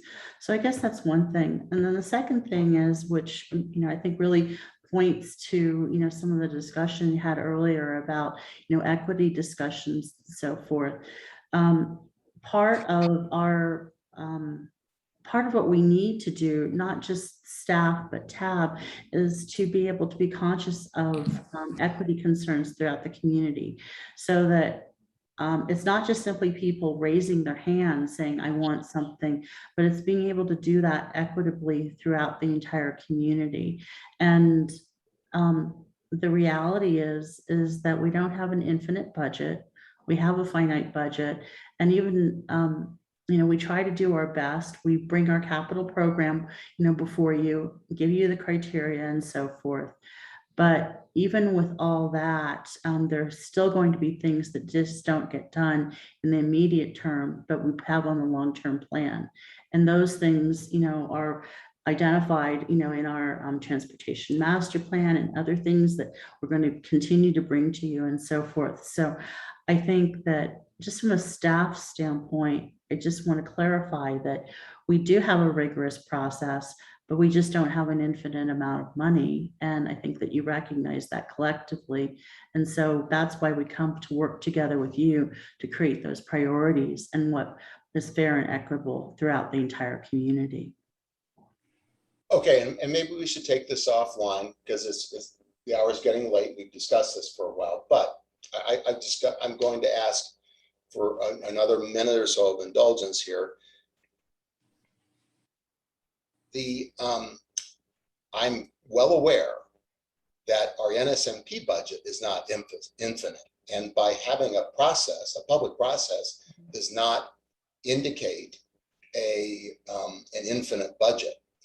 And I applaud and support and strive in my own life and in my service on TAB to always have equity considerations at the forefront. And I think that's why I think we all benefit from the objective criteria used in the NSMP to score projects, so that we do end up with not just a speed hump on the richest street in town that happens to be wide and there's a particular neighbor there, but we end up using objective criteria is one way to build equity, not to reduce it.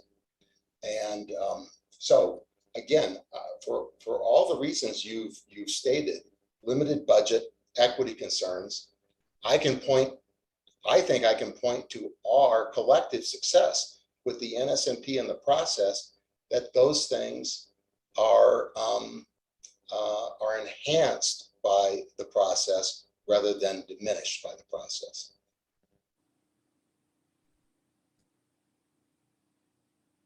Okay.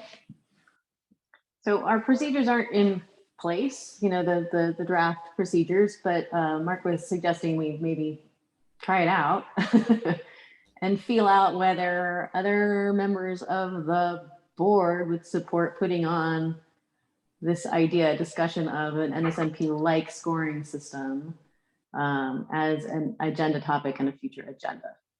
I am not convinced from what I've heard tonight that that would be a useful exercise. And it doesn't sound like something that staff is willing to put on the work plan without the support. And so in that case, if we were following the draft procedures, I believe Mark would be seeking the support of at least one other board member to put it on, and then Mark would take the job of sort of organizing a presentation and handling that portion of the meeting. Am I getting that more or less right, Mark? Yeah. So since Ryan and Alex are the other two board members on right now, if either of you are in support of pursuing this item as a future agenda item, this is your chance to support it, or otherwise Mark has agreed to just drop it, I think. Yes. Alex, you're the engineer. You should go first on this one. When we talk about updating our pedestrian crossing and treatment installation guidelines, whatever, pick, I think often people are, when I say people, council members, tab members, community members are disappointed with what they're hearing from the city. Is they feel a need for a crossing, and the city stands by the data that in their view says that there's no need for a crossing. And the program, as you've outlined it, Mark, sets up for a lot of it'd be hard to manage expectations, inviting community members to tell us where they feel something is needed, if they might just run into this buzzsaw of installation requirements, where someone might feel that because there's a bus stop that there's then the demand for a crossing. But if the city takes a look at it and says that there's only a dozen people crossing here a day, it would be dangerous to put in a crosswalk, because it would give people walking this false sense of security, where the driver expectation would accurately be that 99% of the time there isn't going to be somebody crossing there. We're going to have trouble managing expectations, whereas speed humps are pretty straightforward. It's we measure we get our cross product or whatever of number of speeding vehicles per day, and we have this pre-approved solution. I think the expectation there is a little more straightforward, and we wouldn't run into some issues that we might with the crossing. And that just putting down zebra markings or whatever is pretty low cost. If we're getting into RRFB territory, those are incredibly expensive, and we might run into this thing like we have with the NSMP complex list, where the wait list is nearing decades long. I think we could pretty quickly get there if it's arterial and collector RFB project wish list.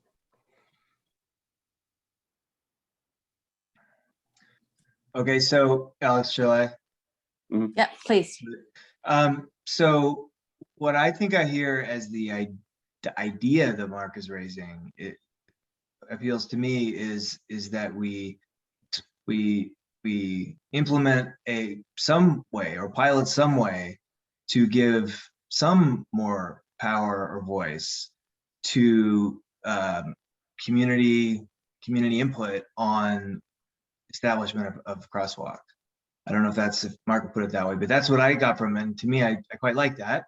Now I think if you put the NSMP rubric straight over it, I don't recall all of the criteria, but maybe the criteria either aren't exactly right, or maybe there's a way to extremely tighten them or do something. But maybe it's not the right thing to think of it as an NSMP that would create that same type of expectation. But I don't know, but I'd be favorable to exploring the boundaries of what might be possible here to so that we at least have some tool that's beyond like the warrants or sort of whatever our small set of options are now that really don't give yeah, I don't know, I guess we just don't really have a mechanism for this. And just as an example, I mean, it feels to me like there is a threshold at which you if we have enough input and you can set up the criteria the right way, this should be able to make a case for a crosswalk. So I don't know. So just to be clear, we do currently use input that we receive from the community. If we're hearing about certain locations, that is fed into our process in the way that we prioritize things. So it's not like there's no community input component to our current process. But there's not an objective, or not objective. There's not a program for it in which you say to the community, hey, this is a thing, we will, it's more just, I think I sent an email at one point saying, hey, can I get across Broadway? But that didn't fit into any program as far as I know. Right. Because it creates the issue that Alex was talking about. It's a real issue with the NSMP. We have probably a 20-year long list with the complex projects that, there's no end in sight. And so it's just it's perpetuating that issue. Okay. So in terms of what's going on right now at the moment, it sounds like Mark has secured support from one other tab member to think about this. He has, I believe, accepted the responsibility for sort of creating content for a section of a future meeting. We'll have to figure out when there's time for a future meeting, but I believe for now, this idea has made it onto the list of future meeting topics. So that's where I'm going to leave that for now. And Ryan and Mark, you're already talking to each other about the letter to council. So, if some of this comes up at that discussion, that's great. Mark, I'll just check in with you before our agenda setting meeting next week to see if you have an idea of whether you want to proceed, and if so, when, and we'll see if there is time in the next agenda or when we might build it into a future meeting. Okay, thumbs up, excellent. Anything else? No, there isn't anything else. Well, Ryan, hi. Well, I wasn't sure if we were going through, so I had one on here on the future agenda topics where we do making cases for those now or explaining those now or no? I'm just, because I had one on there that has the word humans in it that is a consequence of something I said last meeting. So I don't know if this is the time for me to say anything about that and vote or are you saying that, so we will be talking about neighborhood speed management program criteria in the future at a future meeting in the spring. If you think there's something misstated here, it's just sort of a placeholder, but it's not, we're not going to hold you to anything. Okay, so what I read on there is in the last board meeting, in Board Matters, I said I want an agenda item to talk about how humans are valued, and which I said a few words about. That was that came from after the discussion on neighborhood speed management program. So I guess I don't know what is intended by that written agenda item, if it's really just the NSMP, or if it was my comment saying let's have a discussion about human, basically. Okay, I think it was understood that your comment had to do with when we're looking at the NSMP in the future. So. Okay, it was intended to be broader. I mean, it started from that discussion. So I would suggest it's worth the board's consideration of is what I intend to be the concept of the discussion. Is it an interesting, useful discussion or not? So I could say what that is now, or we could do that at a different time. Well, this is the time to do it now. Okay, so, and in this, I was just kind of going off. As the cuff. succinctly as you can. Okay, so the question is simply, there was a comment at the last meeting on the NSMP from a resident who had talked about, how are you counting kids in this calculation? And it just got to me thinking that the question of public input and who do we expect to be getting public input from when we as the city are making decisions, seems like a topic that's the right altitude for TAB. So question of like, who do we think we actually need to be hearing from? And when do we know we have heard enough from the people besides those who just, elbowing their way forward? So things like people from different communities, not served by transit, non-drivers, people under 18. So, this may or may not be a good discussion, but I thought it was pretty interesting. Okay, so I'm going to say that from what you've described right now, it's probably subsumed under the to happen sometime, but we don't know when at the moment, sort of broader equity discussion about how we're talking to the community about equity and like our role in it and our role to listen, absorb, reflect, and incorporate that feedback. I think that will be covered in this kind of conversation to be had in the future. So thanks for the clarification, understood. And we'll, at the agenda setting meeting, we'll clean up this list. Okay. I would love to entertain a motion to adjourn. Motion to adjourn. Thanks, Ryan. Second. I second. Oh, Mark seconds that. Good job. All right. We could put it to a vote, or we could just say, yes, we're going to adjourn. The motion is approved. Thank you very much. Thanks for hanging in there, members of the public. Bye, Ryan. Thanks for waving at us. Always nice to see you folks. Let's see you next month. Thanks, Taylor. Thank you.